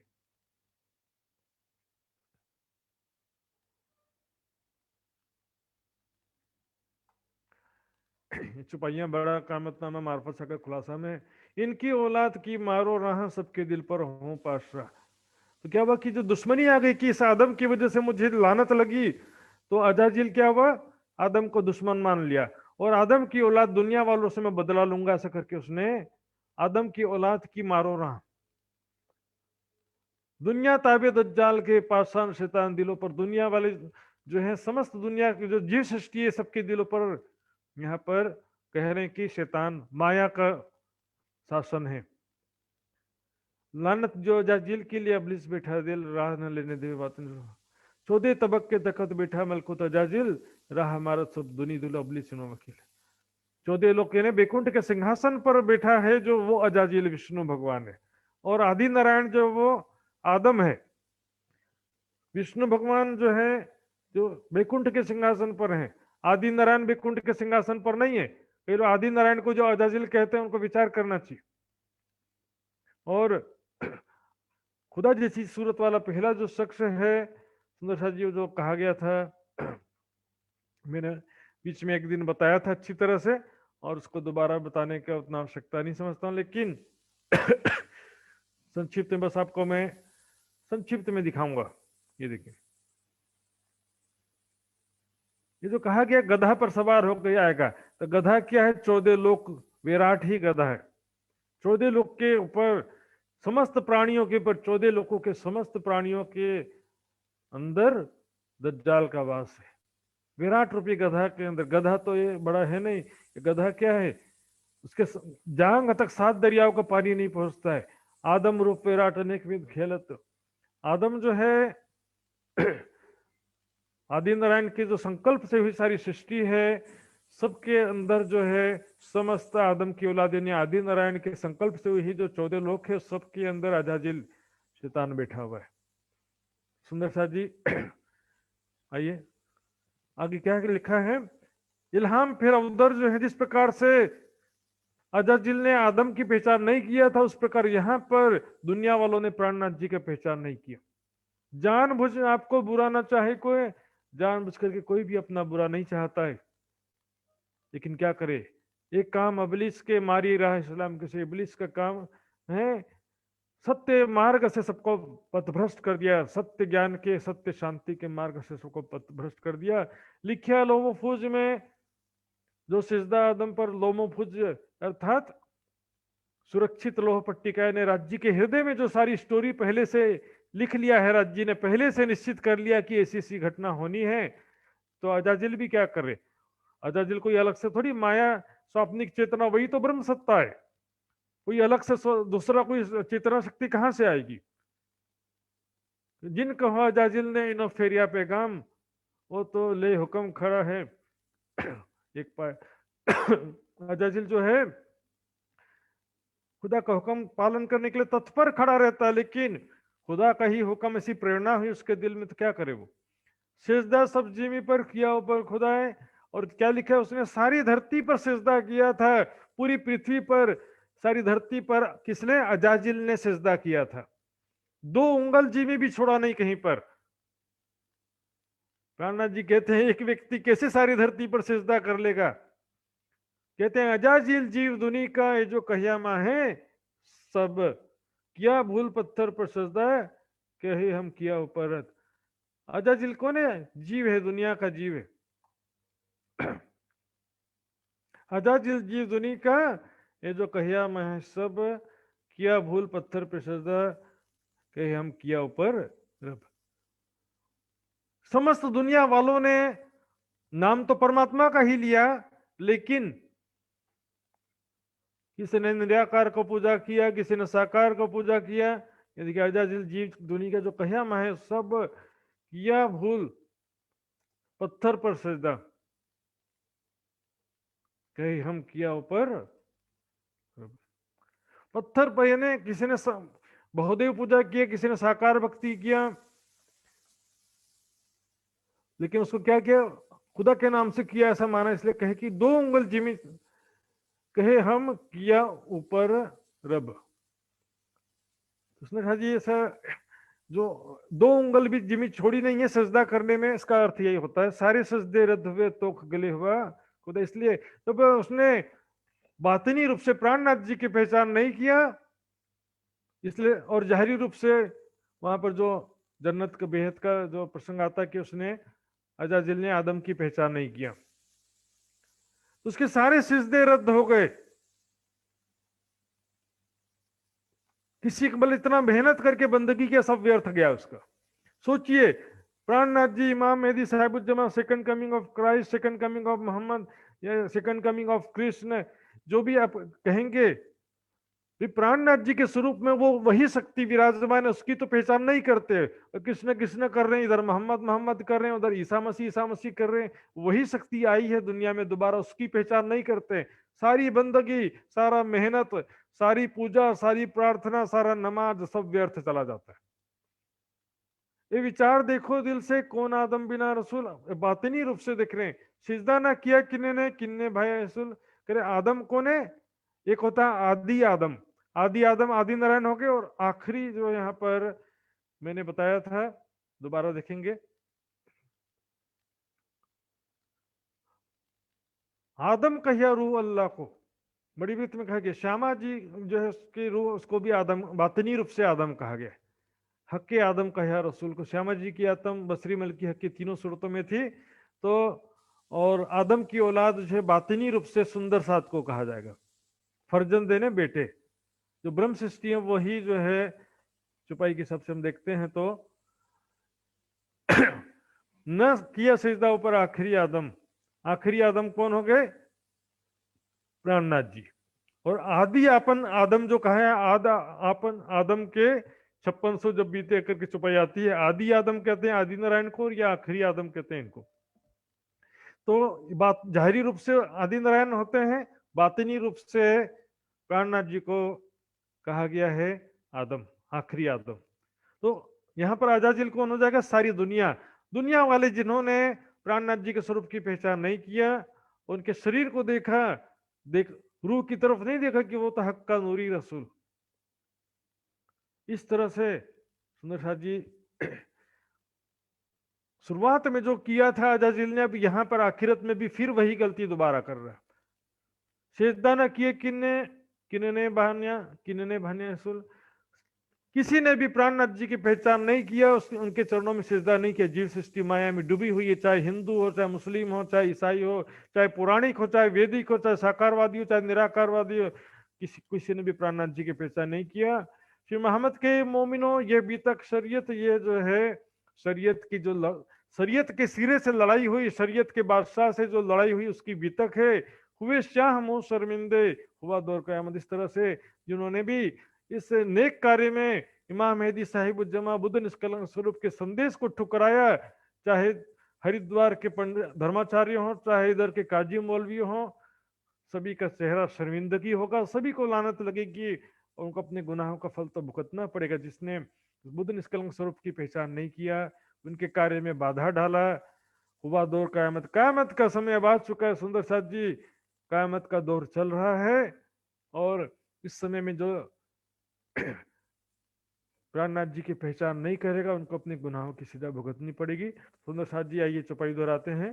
श्री महामत कहे मोमिनो, श्री महामत कहे मोमिनो, यह भी तक शरीयत, यह भी तक शरीयत, वे श्याह मुँह शर्मिंदे, वे श्यामुह शर्मिंदे, हुआ दौर कयामत, हुआ दौर क्यामत, हुआ दौर कयामत। बोलो श्री प्राणनाथ प्यारे की जय, सब सुंदर साथ की जय। प्रणाम सुंदर साथ जी। सुंदर साथ जी, आज हमने फिर एक प्रकरण पढ़ा। सब ये सिद्धांतिक प्रकरण है, विश्लेषणात्मक, जो विस्तृत व्याख्यात्मक जो है प्रकरण और चर्चा है, इसलिए इसमें थोड़ा समय ज्यादा लगता है, चुपाई कम भी होती है।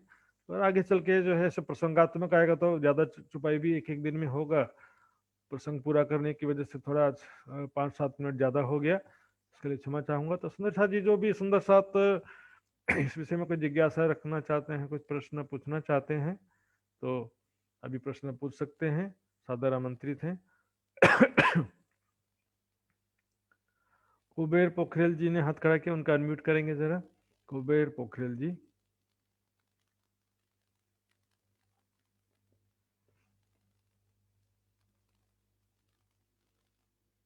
हाँ जी, प्रणाम जी, अनम्यूट करिए। प्रणाम जी। प्रणाम। प्रणाम जी। प्रणाम जी। महाराज जी,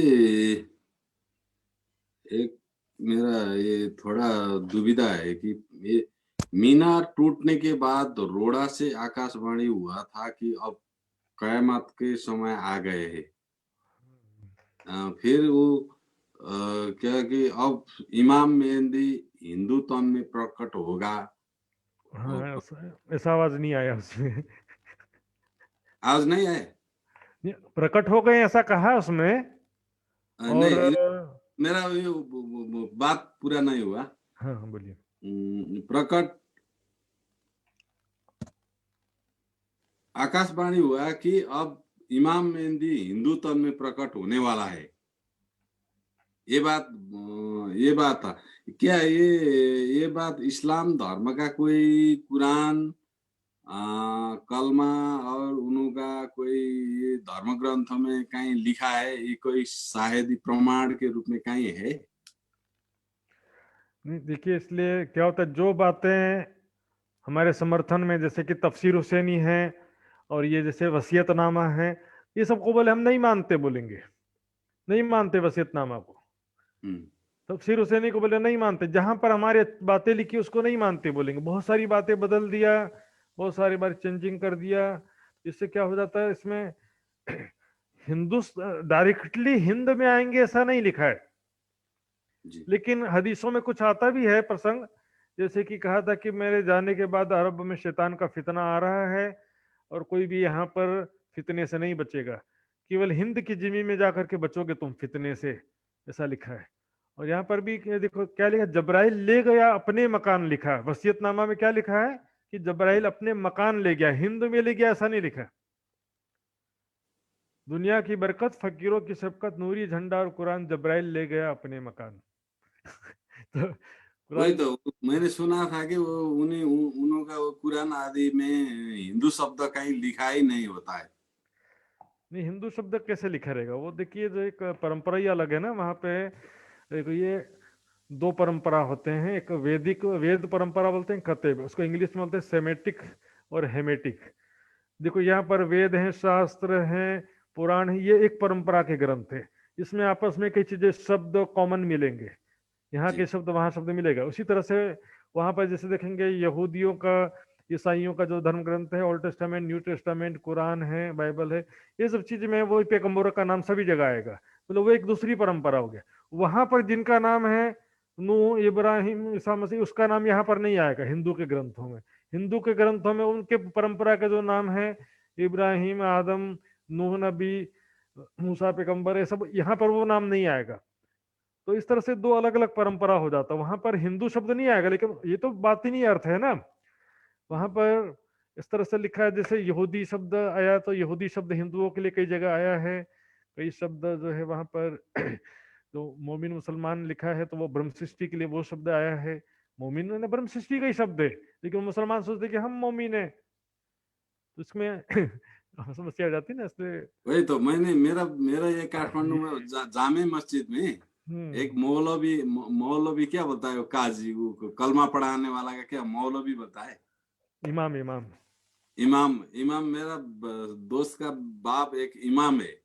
उसको मैंने पूछा था कि मैंने उसको थोड़ा दोस्त का बाप होने से मैंने उसको पूछा था इमाम मेहंदी क्या होता है, हमने पूछा था, उसको पता नहीं है क्या, वो इमाम होने से भी इतना ये बात नहीं जानता है। निजानंद संप्रदाय और हमारा धर्म के बारे में, महामती प्राणनाथ जी के बारे में उसने कुछ उसको कोई मालूम नहीं पड़ा उसको।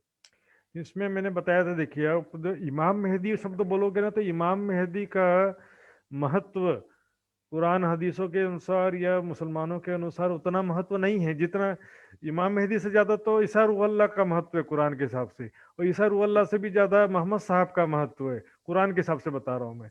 लेकिन इसलिए इमाम मेहदी सिर्फ बोलने से, इमाम मेहदी को खुदा ताला भी नहीं लिखा है, खुदा ताला की अलग बात है, वो न्याय के तखत पे विराजमान होगा तब दीदार देगा, ऐसा है। तो उसका इधर अपन मोहम्मद की हकी सूरत बोलते हैं, तो जो मोहम्मद की शोभा लिखी है वो यहाँ पर महामती जी पर वो सारी महिमा आरोपित हो जाती है। उसी तरह से खुदा का न्याय का तखत महामती जी का हृदय है बोलने से या मोहम्मद हक की सूरत का हृदय है खुदा का न्याय का तखत, इस तरह से वो खुदा के स्वरूप भी हो जाते हैं। लेकिन सीधे रूप से इमाम मेहदी को अल्लाह ताला डायरेक्टली नहीं लिखा कहीं भी। और इसलिए क्या होता है कि देखो ये जो बातिनी बातें जो है इसको अपन कोर्ट में प्रूफ नहीं कर सकते। ये चीजें जो है समझने की बातें हैं, कोर्ट में प्रूफ हो जाता तो फिर बात ही क्या थी, ये तो फिर सारी दुनिया ही मान ले आती फिर तो। ये तो समझने की बात है, जो दर्दी जाने दिल के जाहिरी जाने भेष वाला हालत है इसमें। मतलब इन्होंने कयामत के समय में उनको ही खुदाई आएगा निर्णय के लिए, महामती प्राणनाथ जी का इन्होंने विश्वास नहीं है। न्याय के तखत पर खुदा बैठेगा और उस समय शिफायत करने का अधिकार केवल मोहम्मद साहब करेगा, अर्थात मोहम्मद साहब शिफायत करके जन्नत दिलवाएंगे और दोजख से छुटकारा दिलवाएंगे। तो वो क्या है कि शिफायत को भी जाहिरी रूप से लेते कि हमारा खास आदमी है, इनको जन्नत में कर दो है अल्लाह ताला से, इस तरह से लेते हैं। जबकि ऐसा नहीं है कि ब्रह्म ज्ञान प्रदान करना ही मोहम्मद की शिफायत है। और न्याय क्या है कि ज्ञान का न्याय एक हो चुका है, और दूसरा जो है कर्मों का न्याय वो होगा आखिरत में जोश की शक्ति के द्वारा।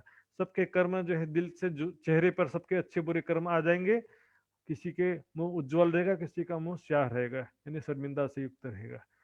इस तरह से सारे बातिनी रूप से घटता है, इसलिए तो सिद्ध करना मुश्किल है ना। वही तो लेकिन जो समझने वाले, जो ब्रह्म सृष्टि का पूरे परम धाम की जिज्ञासा है, जिसको जिज्ञासा भी खोज की भावना है, तो वो भी समझ जाते हैं। लेकिन जिसका कोई इंटरेस्ट ही नहीं है, इंतजार ही नहीं है, रुचि ही नहीं है, तो उसको कहां से समझ में आएगा। ठीक है ठीक है ठीक है, प्रणाम जी, प्रणाम सुंदर जी। अरे सुंदर साथ जी, आइए मैं अब आदरणीय श्री लक्ष्मण जी से निवेदन करूंगा कि कार्यक्रम की रूपरेखा का आगे संचालन करेंगे। सभी सुंदर साथ के चरणों में कोटि कोटि प्रणाम जी।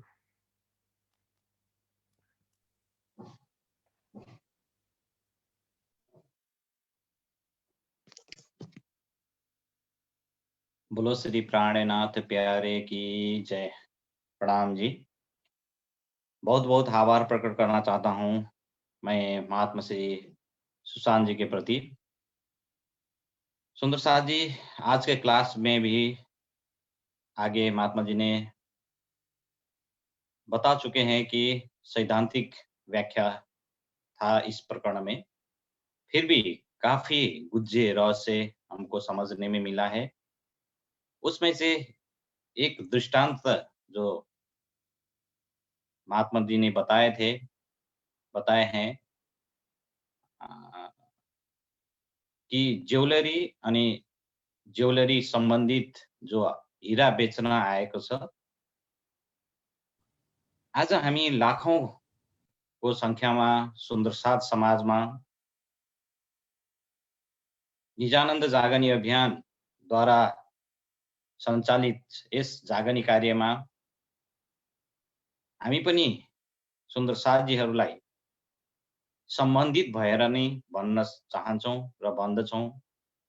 र अगाडिको प्रसंगमा आइसकेको छ सुन्दर साथजी, लाखौंको संख्यामा अनि सैकडौं पूज्य स्थान हुँदा हुँदै पनि जहाँ वाणी पधारिएको छ पूज्य स्थान नै हो सुन्दर साथजी। तर पनि प्राणनाथजीको महिमा अनि प्राणनाथजीलाई जाहेर गर्ने विषयमा पछाडि छौँ किन? किन भन्दाखेरि जब जागनी अभियानमा सरकारले बिगुल फुक्नुभयो र द्रुत गतिमा अगाडि बढाउनुभयो र विभिन्न प्रकारको आक्षेप लगाइयो, जाहेरी आक्षेप, जसमा जाहेरी छ, सिम्पल छ। माला लगाउनुहुन्न सुन्दर साथीहरू, त्यसैगरी यो गर्नुहुन्न, त्यो गर्नुहुन्न आदि इत्यादि सिम्पल जाहेरी विषय। यसलाई लिएर हामी वाणीबाट दूर हुन्छौँ सुन्दर साथी, भइरहेका छौँ र हाम्रो समाजका विद्वतजन विद्वानहरूले सुन्दर साथलाई, भोला भाला सुन्दर साथहरूलाई भागवतको आगरती गराउने अनि त्यसैगरी भागवत सुनाउनेमा नै अल्झाइराख्नु भएको छ। यो दृष्टान्तबाट हामी अनुरोध गर्न चाहन्छौँ, आउनुहोस् यसै जुम अनलाइन शिविरमा पनि अझै हामीसँग 1.5 महिनाको समय छ, ताकि हामी बुझ्न सकौँ, आएर सिकौँ। जसरी त्यो जेउलेरीवालाको भतिजोलाई जेउलेरीवालाले उसले ल्याएको वस्तुको मूल्य गर्न सकेनन्, किन भन्दाखेरि जुन वस्तु उसले लिएर आएको थियो त्यो हीरा नभएर काँचको टुक्रा थियो। हामीले सिधै कहिले पनि भनेका छैनौँ कि तपाईहरुले यो गर्दै हुनुहुन्छ, यस्तो गर्दै छौँ सुन्दर साथ, यसो नगरौँ। आउनुहोस् सुन्दर साथजी, जसरी जेउलेरीवाला त्यो बच्चाले जेउलेरीको काम 1 महिना लगाएर सिक्यो अनि उसले ल्याएको जब काँचको टुक्राको मोल त्यो जेउलेरीवालाले भन्दछन्, त्यसैगरी आउनुहोस् जागनी अभियानको कार्यक्रममा जुड्यौँ, जहाँ अक्षरातीत पूर्ण ब्रह्म हक ताला श्री प्राणनाथजीको महिमा बाहेक अन्य हुँदैन सुन्दर साथजी। र पूर्ण ब्रह्म अक्षरातीत अनि श्रीमुखवाणी कुलजम स्वरूप हाम्रो जुन खजना हो, यो खजना सिवाय अन्य विषयमा सुन्दर साथलाई समर्पित गराइँदैन सुन्दर साथजी। यो यथार्थ र ध्रुव सत्य कुरा हो। तर जाहेरी कुरालाई लिएर मात्रै हामी टाढा नहौँ। हामी अनुरोध गर्न चाहन्छौँ सुन्दर साथजी, यो भिडियोलाई बार बार हामी हेरौँ, यो कार्यक्रमलाई हेरौँ। अहिले कोभिड-19 को कारणले गर्दाखेरि हामीले अन्य टिम वर्कको कार्यक्रम गर्न सकिरहेका छैनौँ, एक ठाउँमा भेला भएर कार्यक्रम गर्न सकिरहेका छैनौँ भने यो नेटको माध्यमले पनि हामी बुझ्न सक्दछौँ। अर्थात् श्रीमुखवाणी, श्रीमुख वितक साहेबमा रहेका गुज्जे रहस्यहरूलाई बुझौँ, सम्झौँ। आउनुहोस् 1 महिनासम्म सुनौँ अनि आफ्नो दिलमा रहेका जिज्ञासा हामीले आफूले सधैँ सेवा पूजा गरिरहेको र वाणी पाठन गरिरहेको हाम्रो कुलजम स्वरूप साहेबमा खोजौँ, के रहेछ यथार्थता र सत्य ज्ञान के रहेछ।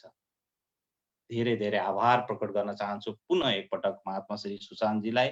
र आउन सुन्दर साथजी, हामी आजको रिलेटेड प्रकरणलाई लिएर एक भाव